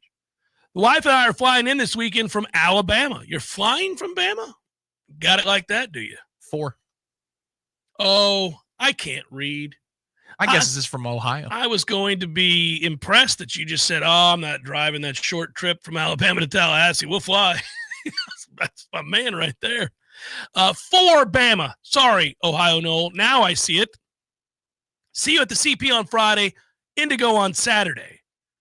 Looking to buy you a couple of cold ones to flush the stench of 2-10 and usher in the hope of 2025. New year, new team. Go Noles. Ohio Noel, I doff the cap to you, sir, and I will accept your beers. I will. I've been known. It's happened before. It'll happen again. So just to clear something up for Friday, it starts in earnest at the CP at 5 o'clock. The original schedule was 4 to 8, but it's now 5 to 9. I think that's wise. People are going to be piling into the CP early anyhow, but that's the official start time is 5 o'clock. In that 5 o'clock hour, you get the live show as well on site. The Guinness will be consumed at 5:02. I'm putting on for my own over-under, 5:02 p.m. for the first Guinness in my hand. I may have one before. I might. What's stopping you from after the show going to your personal green room bar before going to the CP? I could. But no, you gotta ease into things here. So I'll be doing some AV work. So it'll be sippies until about 6:15. But then that window from about 6:15 till the first quarter of the 8 o'clock window will be a nice, good, old-fashioned good time. I have to tell you, I will tell you that there's an outside chance, and this has been an uplifting show to combat your negativity. Five times. I really, well, you got to stop, Tom. You're bringing us down. I, for one, am a little worried that I'm uncertain on Friday. There's good news, bad news on this front. Okay, so the lad's getting healthy. The lad was in pads today, or is in pads today, I'm told, and out there practicing and running routes again. And it was looking like that was going to be a couple weeks away. He's a quick healer. He's back out there. I don't know how quickly he can, get into a game, but do you know the name of the opponent on Friday? I don't. Okay. I don't look at these things. Well, whoever that coach is will be watching on Friday this show to hear if you're going to be at the CP so that he knows, and he's got a couple hours to crunch film ahead of the game whether Cameron's going to be active or not. So we shouldn't give too much away, right? Yeah. But he was out there today. He also returns kicks, and he loves returning kicks. He's definitely not his dad. He loves to return kicks. That's a crazy man game right there. Loves it. And, and this, in spite of the fact that last year's serious injury happened on a kick return. It was a 54-yard kick return, and he got hurt on. He was that close to scoring. I was really mad when he was hurt because I wanted to get on him about not scoring. But you can't when your son's in agony. That'd be a rough thing to do. But I thought it. Anyhow, that said, so we'll see. We'll see. Does he scream at the top of his lungs as he returns it? He should. He should. That would scare the opponent. No, he's got great vision and a quick burst, and then it's like he finds that hole and he goes. And I'm impressed by it. But I tell him all the time, man, that's great that you're fast, son, but you got to stop running straight up. You're going to get decapitated. He's like, I'm not afraid of that. I'm trying to score. I was like, okay. That's great. That's the right attitude. You can with a forward lead. Yeah. It's fine, but man. So we'll see. I don't know if he plays, I'm likely out of town on Friday night. And I'll miss the shenanigans and all the goodness. And but my father will be in town, and he will go to the CP. Well, there we go. Yeah, all right. Yeah. Make up your mind, Bryce's body. Okay? I don't like this back and forth nonsense. I don't even know if he knows that I bring up his health status with the entirety of the audience. I probably ought not, should not. I don't know. I've never asked his permission, but I do it anyhow. But we're an open book here. It would be fun if he has an excellent football season and it catches on at a major institution to play football. Oh, Lord. And then you can continue talking about his injury status for the rest of his life. And those coaches will be super pissed. Yeah. My man Shannon Young is a die-hard and great Noel. He's also really, really good at finding the loan you need for that house you're desperate to buy. He's with Cross Country Mortgage. I've known Shannon for years. He's a great guy, smart, hardworking. He's now, because he's with them, operating in 7 different states. That's Florida, Georgia, Alabama, Tennessee, Texas, and the Carolinas. He's got stronger support and a faster response because of it. But Shannon is relentless and goal-oriented and smart. And that unwavering commitment is yours when you hire him to help you find that loan, as some people use the word. And he's a fellow Noel. He's helped a bunch of fellow Noels get that loan. So loansfornoels.com is what you need to know to go check him out. Loansfornoels.com.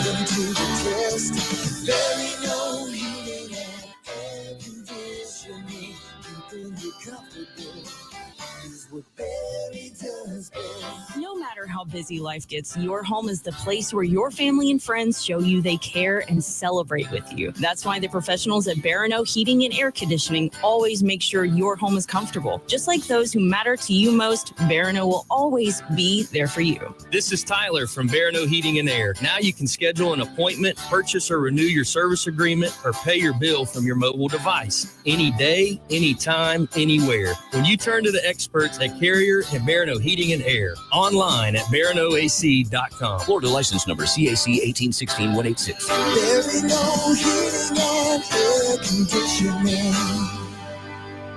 For most families, your home is your biggest investment. That's why Joel Higgins built ACL Home Inspections, providing you thorough, precise, and efficient information with same-day, easy-to-read digital reports. Probably one of the most common things that we find is a water heater drain line. It's meant to be plumbed a certain way, and a lot of the times in a retrofit situation where they replace the water heater is a different size. Lots of times they'll say, I had no idea, and it's the home that they live in, and they walk past these things every day. They're not even aware that it's a danger, much less that it's even there. Protect your family's biggest investment. Call ACL. Having your HVAC system operating properly is probably the biggest thing for high temperature events. So I always recommend a service agreement with a local HVAC company that will come twice a year and clean and service your HVAC system. And they can spot problems. Call today, 850-312-8919. Attention all sandwich lovers. Café de Martín is bringing Peruvian fire to your lunch break with their all-new summer sandwich combos. Asado that melts in your mouth. Fried fish so fresh and crispy, it snaps. And smoked pork or chicken? Yes, please. Comboed with Peruvian fries and an iced tea for just $15. Available Tuesday through Friday from 11 to 3. Upgrade your lunch at Café de Martín in the Espositos Shopping Center. Online at cafedemartin.com. Pay-per-view fights can ring up big bills, especially since in the Octagon there is one every few weeks. That's why the Seventh Hill Tap Room right downstairs from Corner Pocket Bar and Grill carries every single fight. Plus, unlike most pay-per-view bars, there's no cover charge. And drink specials too, like $3 select domestic beers and more. And if you enjoy international soccer, Seventh Hill opens early. $2 mimosas on Sundays, anyone? The Seventh Hill Tap Room, 2475 Appalachia Parkway, just downstairs from Corner Pocket Bar and Grill. WVFD Gretna, Tallahassee. This is Real Talk 93.3. More of the Jeff Cameron Show is coming up next. Your sports action update on Real Talk 93.3 with all the latest odds from Vegas. 8th-ranked Alabama laying 13.5 at Florida State on Saturday at Doak Campbell Stadium, 50.5 the total. Florida and Long Island, no early line of that game in Gainesville, but DJ Lagway will get the start at quarterback for the Gators. Quarterback John Wolford among the cuts yesterday with the Jacksonville Jaguars, the former Super Bowl winner with the Rams. Not on the 53-man roster for Jacksonville. They're laying 3 against the Carolina Panthers as they open the season Sunday, September the 7th at Everbank Stadium. The Braves today, they're $1.32 road favorite of the Marlins. Rays laying $1.32 at the Guardian. Score $500 in rewards at the GBank First Bet VSiN Trifecta. Details at vsin.com/GBank. For more sports betting news and information, go to vsin.com. Mike Sennett, Real Talk 93.3. Lowe's knows that no matter your paint project, saving is at the top of your list. That's why when you shop today, you can buy one, get one free. Select Valspar and HGTV Home by Sherwin-Williams. One coat coverage, interior paints via rebate. Shop these deals in-store or online today at Lowe's. We help, you save. Selection varies by location while supplies last. Discount taken at the time of purchase. See sales associate for details. Offer valid 8/21 through 9/3. What is your next success story? At University of Maryland Global Campus, you can succeed again with more than 135 affordable online degrees and certificates to help you move your career forward. From cybersecurity and AI to healthcare and MBA, our programs help you build critical thinking, leadership, and communication skills that set you apart in today's job market. Apply now and save with no application fee through September 3rd. Visit umgc.edu to get started. Certified to operate in Virginia by Chev. Florida man, why are you hobbling around like you got body slammed by a palm tree? Well, I was boarding the house up for the hurricane, and Hank, my alligator, thought he would help. Your alligator was helping? Well, he was holding the ladder with his tail, but a gust of wind hit me like a jet ski at full throttle. Next thing you know, I'm airborne, plywood in hand, landing in the palmettos. Florida man, have you been keeping up with your chiropractic adjustments? I fell off track just like I fell off the ladder. Now my spine's more crooked than a pirate's treasure map. Look, just like you prep your house for a hurricane, you gotta prep your body for the health storms life throws at you. Don't wait till your spine's blowing in the wind. Take action now. You're right. I'm headed to Finn Chiropractic faster than Hank goes after a marshmallow. Go to finnchiro.com, FENNCHIRO.com. That's finnchiro.com. Book your appointment now and take advantage of that online special. I'm headed to Finn Chiropractic Boogity Boogity. Hank, get out of the cooler. That's for the hurricane party. T-Spark Enterprises, roofing and construction services. T-Spark Construction.com. We conquer all peaks. We fix those darn leaks. Call 850-766-1340. T-Spark Enterprises, roofing and construction services. T-Spark Construction.com. License number CCC 1331204. Pinch A Penny Pools has 12,000 square feet of hot tubs, over 20,000 gallons of tub capacity to choose from. That's 4,620,000 cubic inches of hot tubs. But if you don't want to take my word for it, check them out yourself. Pinch A Penny Pools and Spas, locally owned, and the easiest way to find relaxation at home. Right now in Infinity of Tallahassee, get 0% financing on all 2025 Infinities for 36 months. But it gets better. 0% for 60 months on QX60. That's right, 0% on every single new Infinity on the lot and only at Infinity of Tallahassee.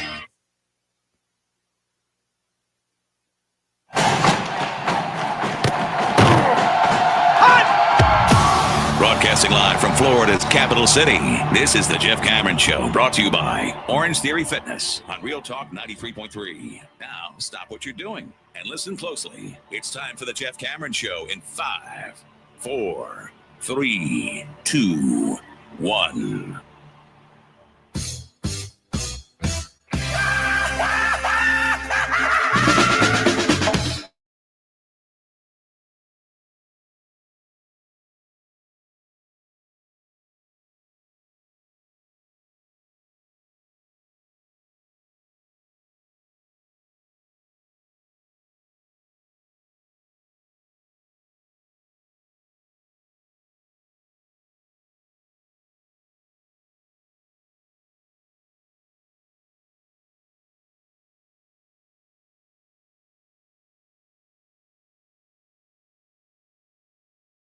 As you listen to the show, maybe you're on the treadmill, maybe you're in the pool, maybe you're in the shower, I don't know, maybe you're just chilling out on that back deck, you're grilling, listening to the show, you got a cigar, what you grilling?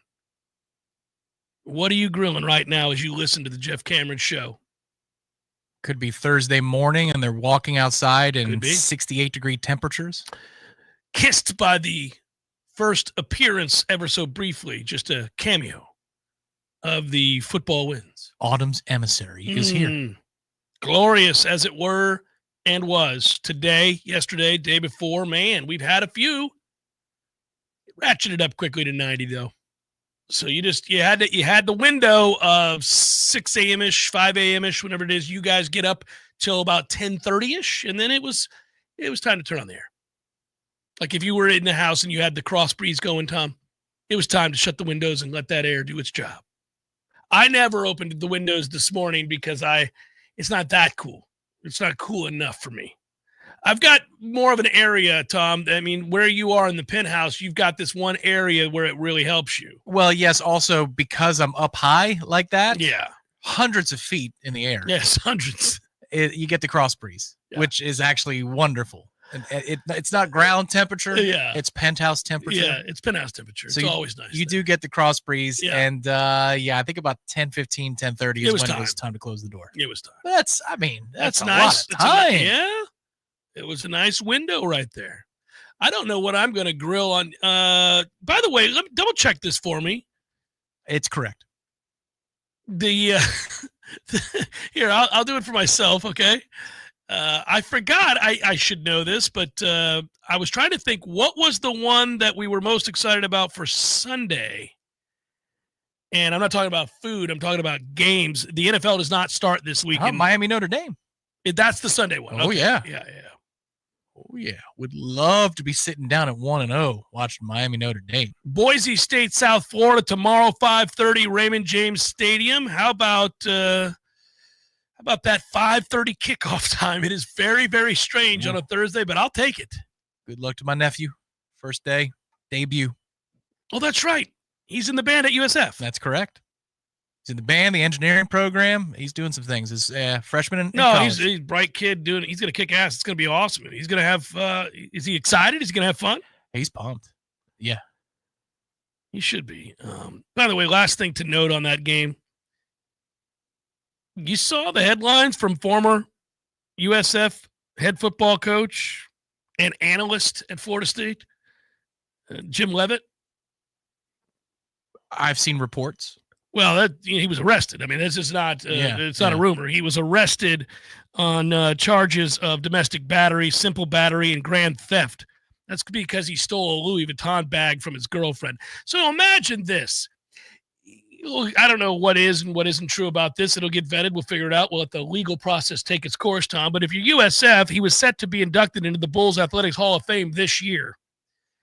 Two things to say about that. A, he should have already been in the Hall of Fame at USF. It's been a long time since he coached there. B, he's no longer getting into the USF Hall of Fame. I mean, if that's true, we're done here. Grand opening, grand closing. And finally, C, sir, you're 68 years old. How are you at 68 in an argument with your girlfriend by which you swipe her Louis Vuitton bag and leave the scene. Now, the battery stuff is very, very, very serious and awful, but you're 68. You're in an argument with your girlfriend. You're 68. Get it together, man. Somewhere at I don't know, 20-something, you start figuring out, we're grown-ups here. We don't need to let's just talk in a little bit. We're not having an argument like this. We're not doing some knockdown, drag-out thing. You learn from your mistakes in your 20s. Who's doing that? That's saying you don't have disagreements, even serious disagreements. But you recognize in the moment this is a very serious disagreement, and Absolutely. you end that discussion. You end it by emptying the garage and throwing things out. Or the garage beers. Indiscriminately. Yes, you just decide this should be put on the corner. That's right. Somebody will want it. Somebody wants this $5,000 bag. Oh, hi, Facebook Marketplace. Look at this. Anyhow. I've got an armoire. Bizarre. Get it together. Free to a good home. Dumbass. South Florida, Boise State. Boise State top 25. Boise State 5.5-point favorite. Might I interest you in a Redemption Thursday wager? It'll be on the card tomorrow. All right. It'll be on the card tomorrow. Not a whole bunch that stands out in celebration on the slate beyond that, except to say I am very intrigued by the 9 p.m. Redemption Thursday kickoff tomorrow night. Nebraska on the road at Cincinnati. Little GEHA field at Arrowhead Stadium in Kansas City, so it's not GEHA? Yeah. Geha. Field. It's in Arrowhead. It's not in Cincinnati. It's at Cincinnati in the sense that they're the home team, but their game is being played at Arrowhead. Jack Black should be the spokesman, Yes. Come down to the game. Friday. What floats your boat on a Friday? What do you like buddy, on a Libations Friday? That 8 p.m. twofer. It's that twofer. Auburn, Baylor, Georgia Tech, Colorado, and you ain't kidding. Come on now. It's the split title rematch, or they didn't face each other, but it's the split title decider. Everybody's claiming natties now. Maybe this should be who gets to claim the unified title. You can unify the belts. Yeah, you're right. We get the two double nickels on a dime, baby. Here we go. Is that 1990 or 91? 90, One of those two. Yeah. Tech big. You leaning that route? Tech big? I think they know what they are. How could they not? It's been many years now with King and the quarterback. I know who I am. Speaking of Techs, too, I didn't realize this. On Sunday, Virginia Tech plays South Carolina at 3 p.m. on Sunday. See, that's what I'm talking about. College football, no NFL on a Sunday. On the first day of, no, that's the August 31st. My bad. I forgot it's 31-day month. But September 1st, there's a game. Yeah, that's Chapel Bill. That is Chapel Bill, TCU, North Carolina, little 8 p.m. love. Do you see what I'm doing here? There's no analysis here, guys. This is letting it wash over you. This is the most comfortable blanket that you have wrapped yourself in a long time. That is college football from tomorrow at 5:30 to Monday night at 11 p.m. thereabouts.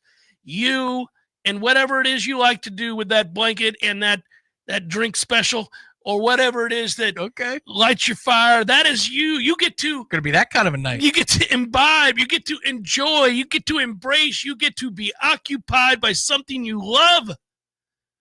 And it's just hours upon hours.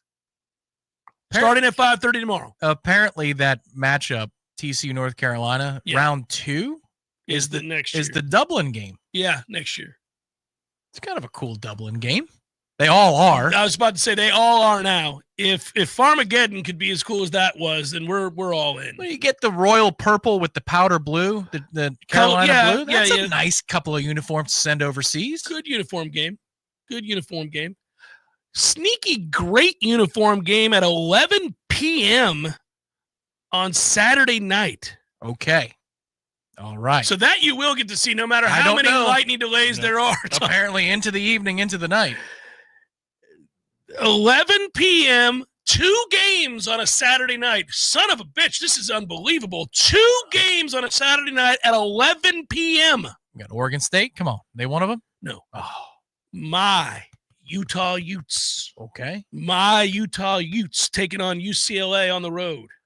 Nico. Rose Bowl, Pasadena, Utah, UCLA. Armella. Really good, sneaky good uniform game there too, but it's an 11 p.m. Yeah, that red with the Utah with that UCLA. Okay. That's a good clash. Now you give me an 11 p.m. kickoff and I'm already excited. Now I turn around and tell you it's not the only game that's on. You could just say, well, I like this one, but let's flip over and see what's happening between Colorado State. Love the green and gold uniforms at Colorado State.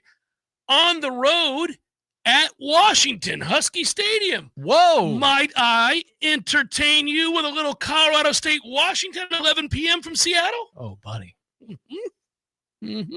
The real challenge is going to be remembering the second half for either sleep or other purposes. I'll give you another one for a team that neither of us care about and we don't play. Cal is at Oregon State late night. They are. 10 o'clock? 10:30? Yeah, 10:30. Oh, yeah, man. Hawaii's at Arizona? Nah. Triple box? Let's do it. Northern Arizona is at Arizona State, 10 p.m. Mountain America Stadium in Tempe, Arizona. Mountain America Stadium? Yes, the dumbest name ever. Lord. I tried. That's not Mount Rushmore? They didn't rename Mount Rushmore? No. LSU at Clemson, of course, is what you're watching 7:30 at night. Dinner time. Hopefully.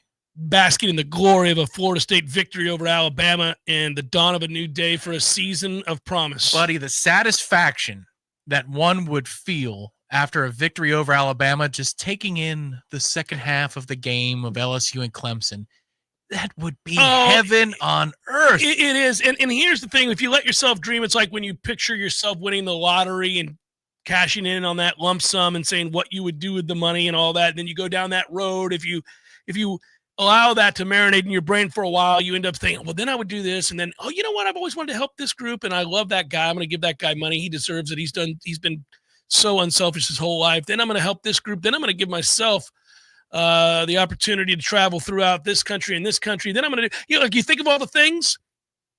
I do that with a scenario in which Florida State beats Alabama. And I think about the task, not the task, it's a welcome task if it is one, of feeding family and friends. My father's in town, obviously, and then the family will be riding a high like the rest of Seminole Nation in that moment. How do you keep it all together to enjoy the late games, to be around for? What I'm hitting at here is that, honestly, if Florida State beats Alabama, I might then issue a Cat 5 post-game. Never before have we done the Cat 5 post-Florida State game. Now, we've had a Park Your Ass Saturday in which I've warned, because of the bevy of greatness that is on display for a Park Your Ass Saturday. Sometimes it's upwards of 8 games that we all want to see for a Park Your Ass Saturday. It's happened before. And you're so enthusiastic about that you wake, and then the irresponsible devils are on your shoulder telling you, you know what a great day this is. You know what would make it better? And then you go down this path and you don't end up seeing half the games because you got carried away. But this would be the first post-victory celebration. Everybody settle down. There's a lot of great football to take in later today. That feels like you're invading my celebration. I don't know. Well, what, are you not going to watch Clemson LSU because you got overzealous? So be it, if that's the case. Okay. Well, then I won't issue it. After a victory over Alabama, I think we need to let the people do what they're going to do. Now, that's my opinion. I have 1 vote on the Cat 5 committee. You have 2. Well, I think you might be right. There are 3 votes in the Cat 5 committee, so you choose to cast your votes as you wish. The good news for you who would go over the top with the celebration of a win over Alabama and not see all the great items on the menu later that night, you can sleep in, because the next time that you need to be ready to go and locked in for a game is 3 p.m. when Virginia Tech takes on South Carolina the next day, and then Notre Dame and Miami's not till 7:30 at night.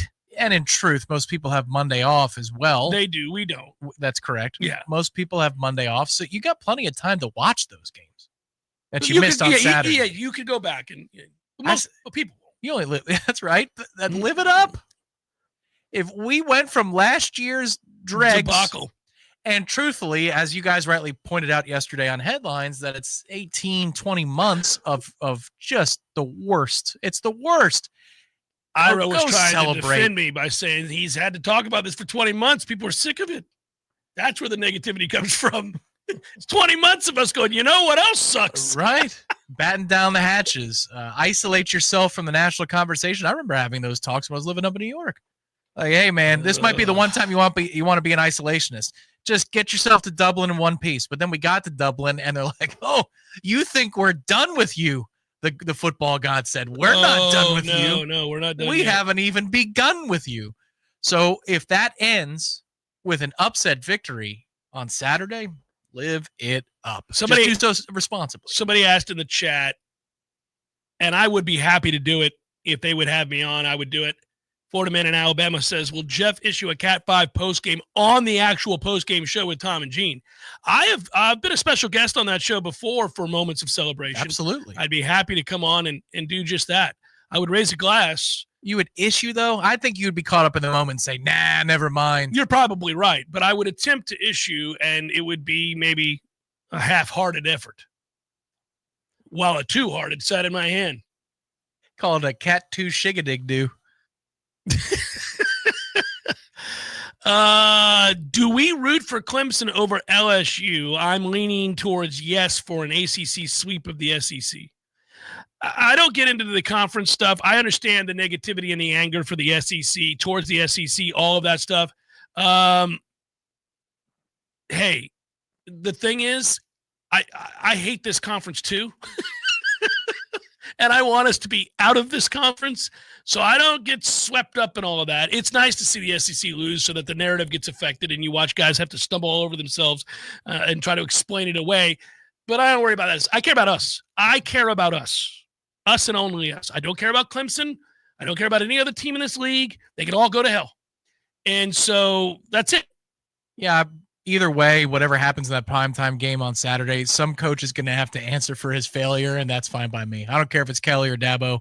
Either way, we win in that regard. Really, as long as neither one, the greater pressure is, oddly, I think, for LSU.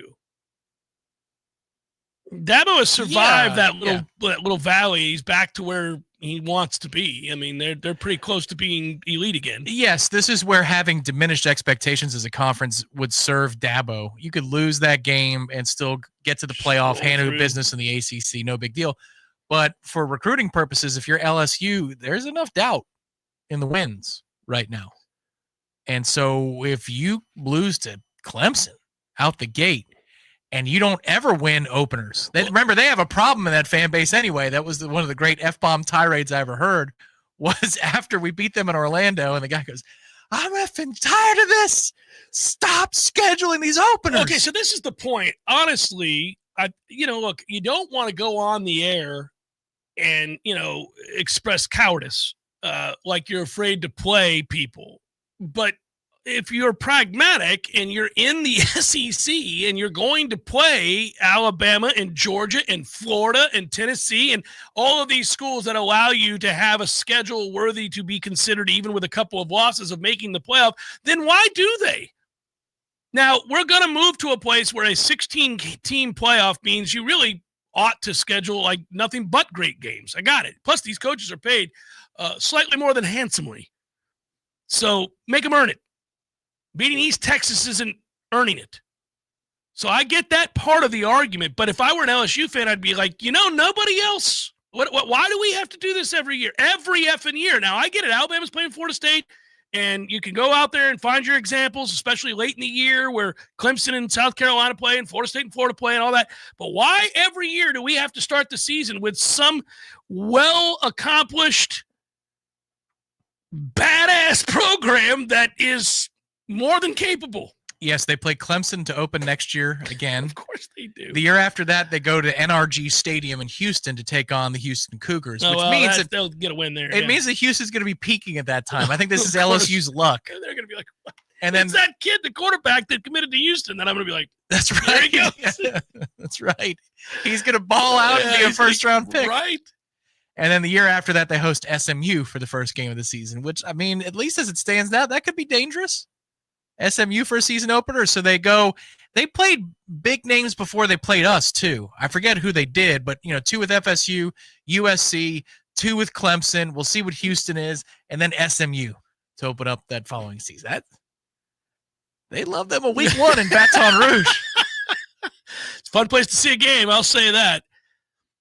I had never tried this shirt on, but this company wanted to advertise on the greatness that is the Jeff Cameron Show. So many downloads, so many people listening in on the pod and on the YouTube and on the radio. They're like, hey, reach out to that Tom Lang, producer of the Jeff Cameron Show, and see if we can't do a little something. And they did. The company's name is Chubbies.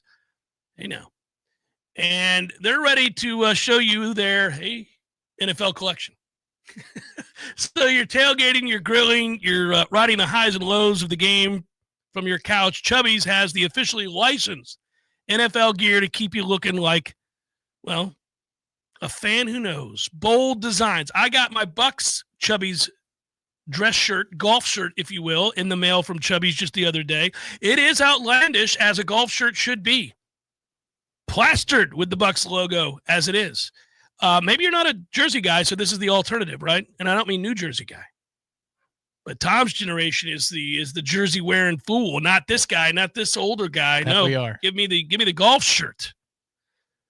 For a limited time, use our exclusive code. It's JCS. The exclusive code is JCS. You get $10 off of these shirts of which I speak. Chubbiesshorts.com/JCS is the website. It's chubbiesshorts.com/JCS. Now, I'm talking about the shirts. They make shirts as well, but it's chubbiesshorts.com/JCS. And you'll find the NFL collection. Chubbies, the ultimate football apparel brand, created their own fantasy football league. Kittle, Ian Rappaport, and others have come together to assemble the Chubbies League on NFL Fantasy. Each week, the top 5 scorers will win a chance at Chubbies polo shorts combo with their team's logo. The grand champion gets the chance at the ultimate fan experience, a 5-city, 5-stadium NFL game tour with a +1. That doesn't suck. While the fantasy flop faces a hilarious and unforgettable punishment only Chubbies could pull off, head to chubbiesshorts.com/the Chubbies League to learn more and have some more fun. Get ready for the most outrageous fantasy football season of your life. Here you go. Again, $10 off with the promo code JCS at chubbiesshorts.com/JCS. $10 off your order with the promo code JCS. Includes the NFL collection. Support this show. Tell them that we sent you. Express yourself. Level up your game and your wardrobe with Chubbies.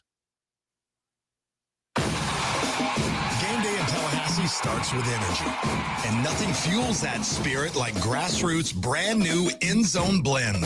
That's right, every cup of End Zone Blend doesn't just taste incredible, it also supports our Florida State Seminoles football program.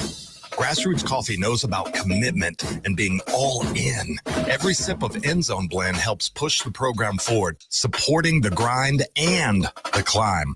So whether you're at home, have a business, or just getting fired up before kickoff, make End Zone Blend part of your game plan. It's that easy. Drink Grassroots Coffee and help support the Florida State Seminoles. And don't forget, you can get 15% off your first order at grassrootscoffee.com. Support local and your favorite coffee roaster. Order Grassroots End Zone Blend today at grassrootscoffee.com. And let's keep driving the Noles to victory. Grassroots Coffee, made for everyone, loved everywhere. Townsend Jewelry, Townsend Jewelry, Townsend Jewelry, home of the real nice price. Hey man, have you heard the sound? Townsend Jewelry's the best in town. For rings, diamonds, earrings, bracelets, and more. Townsend Jewelry, Jewelry Store. When was the last time you randomly did something nice for someone that means a lot to you? Now, I say this every day at the end of my show for everybody to be a better person today than you were yesterday. Well, one way to do that is to drop into Pentalpha and get a gift for someone who deserves it. It'll brighten their day, their week, maybe even their year. You don't have to wait for a holiday or special occasion, so don't wait to go check out a true local gem, serving Tallahassee since 1988. Now sing along with me, and I'll see you at Pentalpha. Pentalpha Jewelry, Pentalpha Jewelry, Pentalpha Jewelry, home of the real nice guys. Searching for the best place to spend time outdoors this spring and summer? The Golf Club at Summerbrook has all the amenities you and your family need. Purchase a family pool membership this season and enjoy the most luxurious and relaxing resort-style pool in the entire city with a 6,000 square foot deck, covered pavilion, and poolside drink and food service. You'll feel like you're on vacation. Reserve your pool membership today. Visit the Golf Club at Summerbrook.com or call 850-894-GOLF. That's 894-GOLF. My brother-in-law died suddenly, and now my sister and her kids have to sell their home. That's why I told my husband we could not put off getting life insurance any longer. An agent offered us a 10-year, $500,000 policy for nearly $50 a month. Then we called SelectQuote. SelectQuote found us identical coverage for only $19 a month, a savings of $369 a year. Whether you need a $500,000 policy or a $5 million policy, SelectQuote could save you more than 50% on term life insurance. For your free quote, call SelectQuote at 1-800-743-8080. That's 1-800-743-8080. Or go to SelectQuote.com. 1-800-743-8080. That's 1-800-743-8080. SelectQuote. We shop. You save. Full details on example policies at selectquote.com/commercials. The Kings of the Swamp. Falls loose at the 38. Gators got it. Wow. The season begins Saturday, August 30th, when the Gators host LIU.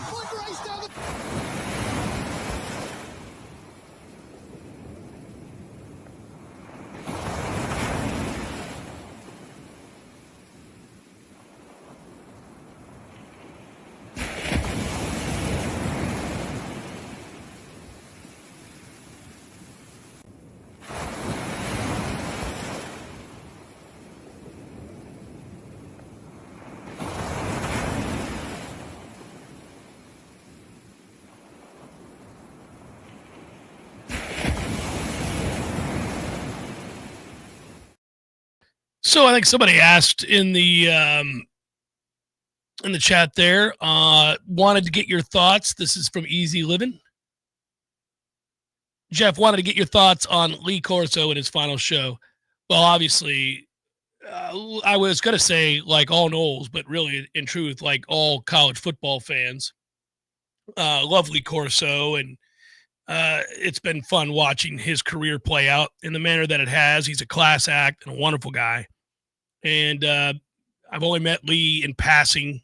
Don't know really him well, know his son well. He listens to the show. He's probably listening right now, in fact.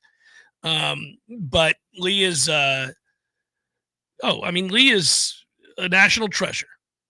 I think that's kind of, there are very few people, and I know in this business it's gotten harder and harder and harder, certainly more difficult to kind of navigate the waters of talking about the sport, picking teams each week, having opinions about players and coaches and teams and games without pissing off large swaths of people. This is, in my opinion, a day and age in which an awful lot of people are overly sensitive and very angry all the time.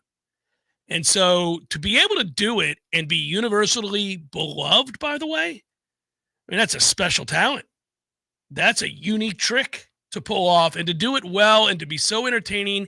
But I think it's because it comes from a really good place. It's a genuine affection and love of the game, its history, the people that are involved in the sport, the coaches and the players in the schools, and obviously the fans.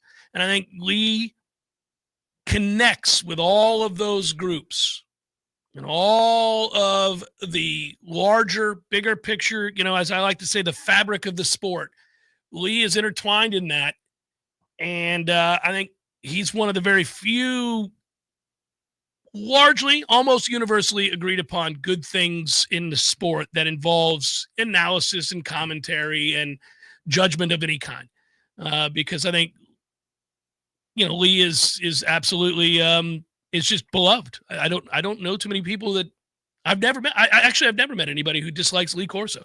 There have been people who have said in the last few years it's probably time for him to retire, and that's fair. But I mean, other than that, I mean, you just won't find anything negative in the realm of Lee Corso. Yeah, the only thing I can say negative that I ever heard about Lee Corso is my mom saying, I hope he doesn't pick us because then I feel better about our chances to win. This was in the 90s with the headgear stuff for the in-state rivalry games. Did he pick us? Right. No? Okay, we're all right. I think we got a chance.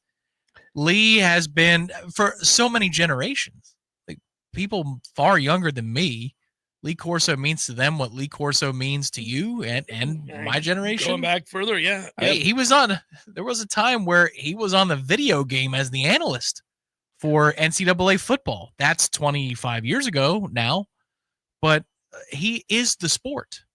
I mean, really, in the last 25 years to 30 years. Yeah, he's a through line. Who embodies the pageantry of the sport more in just college football, big-time college football? Name somebody else who personifies it better than Lee Corso, the best of it. Yeah, and it helps because, see, you could name a player or a coach of a modern era who you think is emblematic of college football. I think most people would turn their head towards Nick Saban. I mean, because of the success, and he's an omnipresent force in the game. But to some degree, he's polarizing just because he coached at Alabama. And there's plenty of people that hate Alabama or hate the SEC or whatever it is. That's not Nick's fault, but that's the way that goes. Lee doesn't have any of that baggage. Like nobody's mad at him for an alliance with FSU like 65 years ago. You know what I mean? It's very different. No, he's transcended the whole thing. He's the grandfather of the game. He's been a steward of the game, and his popularity grew organically. That's the other thing that we don't have in this time. Everything is calculated. Every move is thought out well in advance. Pat McAfee is not getting people to cheer with him on game day because it's organic love of Pat McAfee. It's because he understands how to work a crowd. And that's really a skill. well. And that's a skill in this day and age that you have to have. You're a promoter. That's why he's really good at WWE as well. He understands how to manipulate the crowd. Sure. They came along for the ride with Lee. This was real. That's a real organic bond that got more and more intense over the generations of college students and college football fans. Like, that's where this thing, it's an untouchable relationship that people have with Lee Corso. And that's amazing that he's one of ours at Florida State, but he's everybody's. Lee Corso is every college football fan. Yeah, he belongs to all college football fans. I agree with that. And again, it's very rare to know of a guy who has a presence in the sport as large as his, and then to talk to the people who work with him on a regular basis, the people who have known him his whole life, the people around him that aid him, that have worked with him, all of it, whether it was as a coach on a staff or whether it was in the media world, you just don't find anybody that has a bad word to say about Lee Corso. So he has treated people right and done the right things by people and players and students and his whole life. And he's also really fun in this sense. Dick Vitale is college basketball for longer than Lee Corso has been college football. Like, Vitale goes back an extra 10, 15 years. But Lee's got a little more edge to him. You know, Dickie V, there's always positivity with Dickie V, and that's great, and it's real. Like, that's who he is, and that's awesome, and the enthusiasm, the positivity. Every once in a while, Coach would cut you down. Every once in a while, Coach would drop the F-bomb, like the famous one that everybody knows about. That's great, yeah. But you could tell that Lee had a little sizzle to that reel, which is awesome. And that's also, I think, part of what made him so endearing is that college football coaches and college football people. Oh, they're very careful. Yes, but they're also. Media types have to be very careful, especially this day and age. But I don't think Lee cares. And he got grandfathered into a time and a place where he was beloved by all and he knew it and he could just say what he wanted to say. It's why coordinators can say things that nobody could on the street to an athlete because Lee has whatever that is. Oh, well, authenticity. That aura of authenticity, and he loves. It's out of love, all of it. It's just he is the best of the sport. So, by the way, that is the whole thing, right? That's true in almost every walk of life. Like, you can yell if you're in a position of power or authority. You can yell at somebody in a workplace or on a football field if they know you love them. If they know you love them, And I think that, yes, you're absolutely right. And lastly, he never took himself too seriously. Like, so whatever the dress up things he did, it's not just the headgear. Sometimes he dressed up. Remember, he was the Statue of Liberty at one point. Like, he's dressed up as all kinds of weird things. And there are a lot of people in the media industry that take themselves far too seriously because they feel like they're being made fun of. Lee never concerned himself with that. It's let's just have a laugh. Maybe he got lucky in that regard, though. I mean, I give him all the credit in the world, and we love him without, unequivocally. But he was probably at an age where he was never going to get down with the internet. So you were never going to have to worry about it coming at you from all different sides. He was like, it's the internet. Try my number 2 pencil. It was never. That's true. Yeah. He sold number 2 pencils. He had the pencils. Yeah. That's right. So he was never going to have to worry about it. It was great. Yo, we're a long way. I mean, that catchphrase of yo is like 20 odd years old, but it was his for a long time. I remember one time at Doak, he got whisked past me in the steps leading up to the press box. I've had that happen with, the play-by-play announcers and stuff like that, where they're racing in, they're coming from somewhere else, or they're having to get out. He got whisked past me.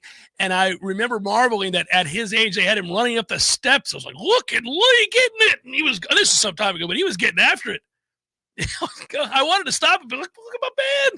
He was double bounding up those steps. Go get it, Lee. Jeff Cameron Show, 93.3 Real Talk Radio, Warchant TV. News now. A 17-year-old is behind bars after allegedly brandishing a firearm and pointing it at another individual near Gene Cox Stadium on Friday. The TBD Violent Crimes Response Team noticed a group of teens gathered outside the gate when they saw a male pointing a firearm at a person who then fled. Police officers chased after the group and arrested the 17-year-old. Shortly after the arrest, officers searched a vehicle at a gas station nearby and discovered a handgun with an extended magazine, along with a backpack containing latex gloves, a window punch, and a screwdriver. It is unclear if the arrested 17-year-old was a student. A Baybridge daycare has decided against an appeal following a child abuse case involving one of its workers. On Friday, an emergency closure was issued to close Little Blessings childcare. The center had 48 hours to make an appeal. The Georgia Department of Early Care and Learning said, after consulting with our legal department, they initially expressed a desire to appeal, but ultimately decided against it. This is Rachel Lene with the Real Talk 93.3 Local News Update, brought to you by Macklemore Systems, Tallahassee's go-to Mac store. Check them out online at MacklemoreSystems.com. Now, here's your Tallahassee weather report. I'm Chief Meteorologist Cass Nova Nurse from the ABC 27 First to Know Weather Center. It's been a while since we've been able to say there's been no rain activity expected for this evening, but that's exactly what we have. Areas of dryness and clear sky that will lead temperatures to be on the warm side for a few hours, but falling into the 70s as the evening progresses. From the ABC 27 First to Know Weather Center, I'm Chief Meteorologist Cass Nova Nurse. Let's be honest, we all have way too much stuff. Maybe your storage closet is full, your garage is full, or the guest bedroom is a mess. Call Southeast Portable Buildings, 580-6400, or visit them online at southeastportablebuildings.com. Did you know that the survivability of a metal roof far exceeds that of a traditional shingle roof? At Metal Roofing Sales of Tallahassee, we have new state-of-the-art roll formers that produce the highest quality Versa panel, PBR panel, and standing seam options. And we will guarantee to match or beat any local competitor's pricing. We're a family-owned business ready to offer you the best sales and installation service in the area. And don't forget about our veterans and first responders discounts. Call Metal Roofing Sales today, 850-536-9123, or visit us online at metalroofing.net.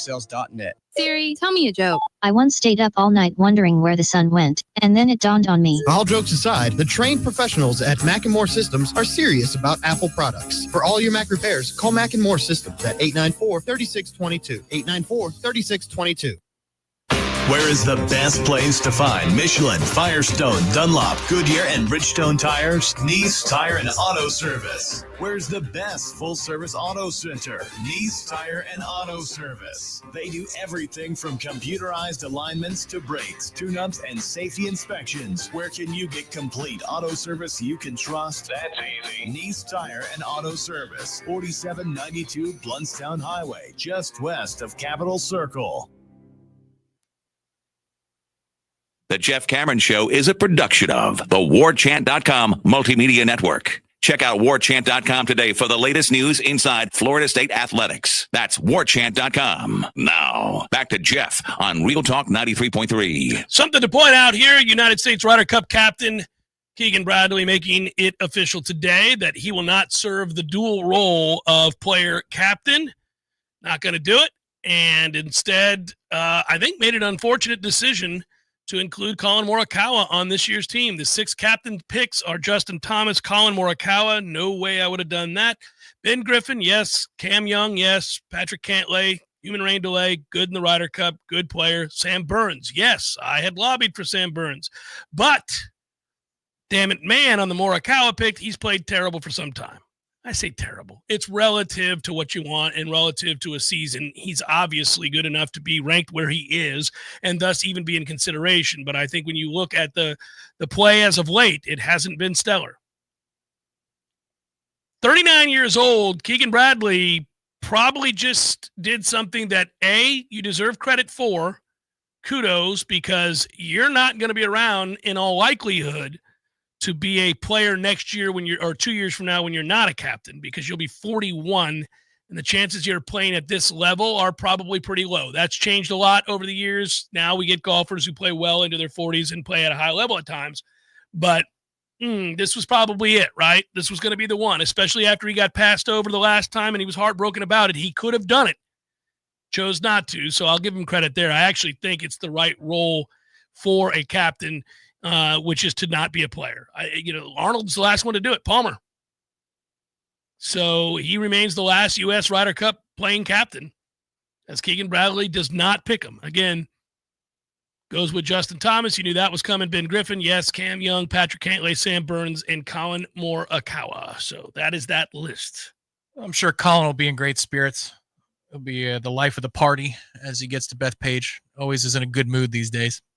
That's all right, though. I don't care what kind of mood they're in. Just as long play as well, win. man. Just That's play right. well. Be That's a red right. ass. All you want to be. Just play well. Yep.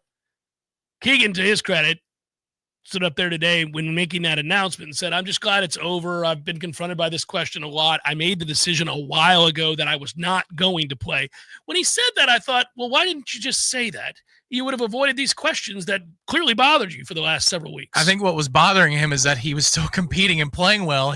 And you have to. I think it's the right thing to do. If he won the Tour Championship, he's got to be in. I don't know that singular result decides one way or the other. He played well in that championship, just as he had played for weeks on end. He just didn't win the tournament. I mean,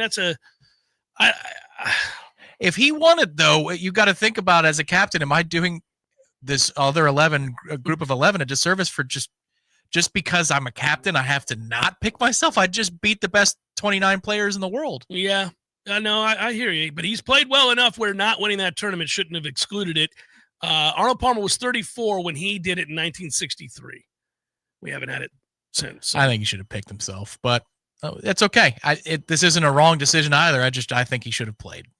If in a vacuum you say who has more game when playing at their best, it's easily Colin Morikawa. Way better. But Morikawa's not playing well and Keegan is, so I understand. I think it probably came down to Burns and Griffin and himself. Griffin was going to be in automatically. He's played so well, but yes, the Sam Burns thing, the other thing to think about with Sam Burns, who's played really well lately and has got a game for days and can putt. The thing with Sam Burns is that he's best friends with Scotty Scheffler. That's his best player on it. So there's going to be a playing partnership there. Which is also Morikawa and Cantlay. Insufferable. How is that even possible? They played together. But why would they? I mean, yeah, that's just a weird match. I mean, meaning that's pairing. what I'm saying. It's like when Aaron Rodgers was boys with Ryan Braun. What's that about? 9.5 hour round coming up. By the way, so that's what happens, right? If you pair Cantlay and Morikawa, you say, we'll let them go off last. Because everybody else has to play too. We're going to let them go off last. You know, this is where things are cyclical. You get old enough, you start to see things from the other perspective, or somebody different wears the hat. The Euros and deliberate were the interchangeable terms in the Ryder Cup when I was growing up and learning. And my father would say, yeah, they take forever. The broadcast will tell you, Tommy, that they're deliberate. That just means that they're slow and they're inconsiderate. Very slow. They're inconsiderate about the pace of the game. Well, now you wait long enough and then you become the enemy, and now we've got Cantlay. But Cantlay plays well in these things. He's certainly not afraid. And he took all that heat with the hat thing. Remember that? Yes. He's like, bring it. And then he would make shots and point. I was like, okay, you're borderline going to make me like you. For 3 days every 2 years? He was Absolutely. not afraid. Yeah, he's annoying to watch, but he certainly wasn't afraid. It's like JT. I've warmed to JT over time. He's matured a lot since that admittedly, this is not a name drop. Since I met him at Augusta, he has matured considerably. And it was because of that meeting, I believe. He saw how humble I was. He realized that's maybe the way I should be. Declared, yes, self-declared humble. That's what I did. I did for you when you said that. I'm not a fan of his. I've warmed to him, but he is a badass in this event. And I'm glad that they had the chutzpah to not be pressured into, and certainly his performance didn't allow for any of the discussion. But if Jordan got close, I don't think they would have picked him. Spieth, good. Let JT be his own guy away from Jordan. Yeah, no need for all because that. 2 years ago, it was that Jordan was playing well enough to make the team, and do we go to JT? I'm like, well, one's a killer, and one's a head case. Give me the killer, Justin Thomas. By the way, I should tell you that before we do probables here, a big record was broken last night in Major League Baseball. The Toronto Blue Jays broke their single-game dollar hot dog sales record. Uh-oh. I got to look up the Seymour Wiener game. That's legitimately what it was in Queens last year. I know. What was the number? I don't know the number. You can go look at the story. No. I read the headline. I don't know what the record was. Oh. Sure, it was sizable. Last year for the Mets, it was 44,269. I'm really glad they stopped at that number. A new Citi Field record, and the note says, "You made Seymour proud."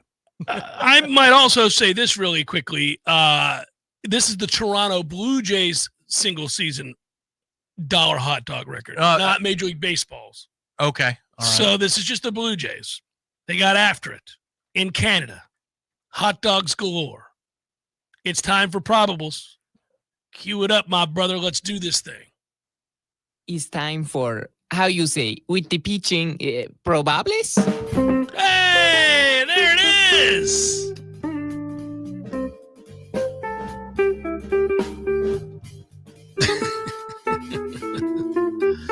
Man, if you were in Toronto last night and I was with you and we were sucking down Molson's watching Toronto play, how many hot dogs do you think we would have eaten? 5? Oh, yeah. I mean, Easily, I had 5 when I was taking part in the Mets one last year. So, yeah. And they don't give you the jumbos for $1.90. So you can really have probably 6 or 7. But I stopped at 5. The number, they did 96,633 hot dogs. Canadians were getting after some hot dogs. Yeah. That's a great value because the Canadian dollar, right? The Yankees are beating the bejesus out of the Nationals currently. That game is 11-1. Cade Savali started for the Nationals, didn't do much. Max Fried started for the Yankees. He did. Same can be said about what the Braves are doing to the Marlins. Woo! 12-1. Joey Wentz for the Braves and Ryan Gusto for the Marlins. Got a tie ball game in the 10th inning between the Rays and Cleveland. That game going on right now. Drew Rasmussen started it. Slade Ciccone started it for the Guardians. Padres, Mariners, Yu Darvish, Brian. Woo! Reds, you like that one? I do.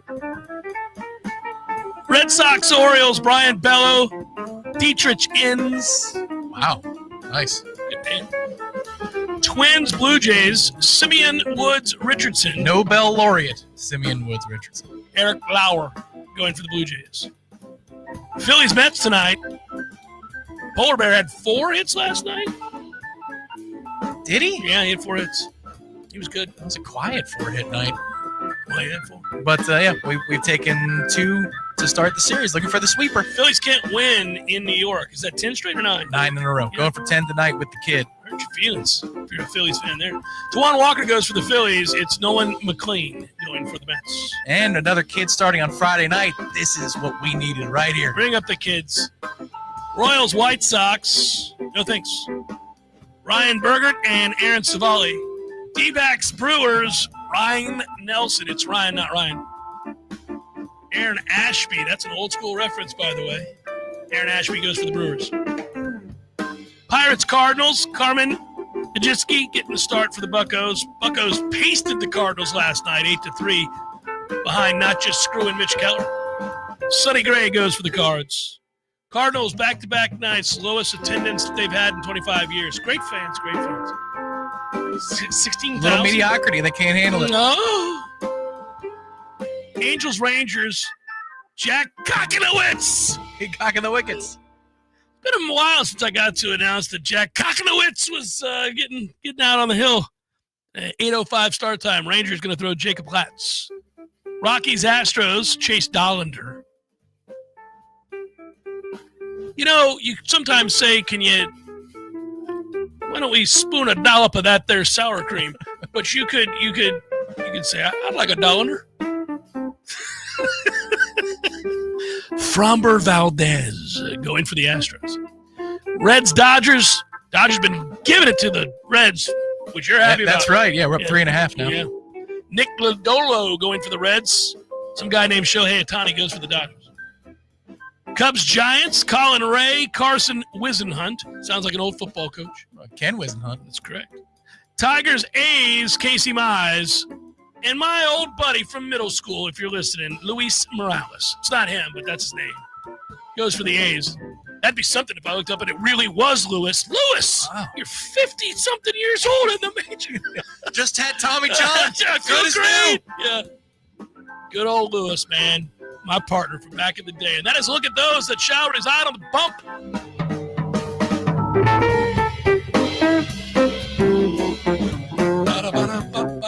You got a scat.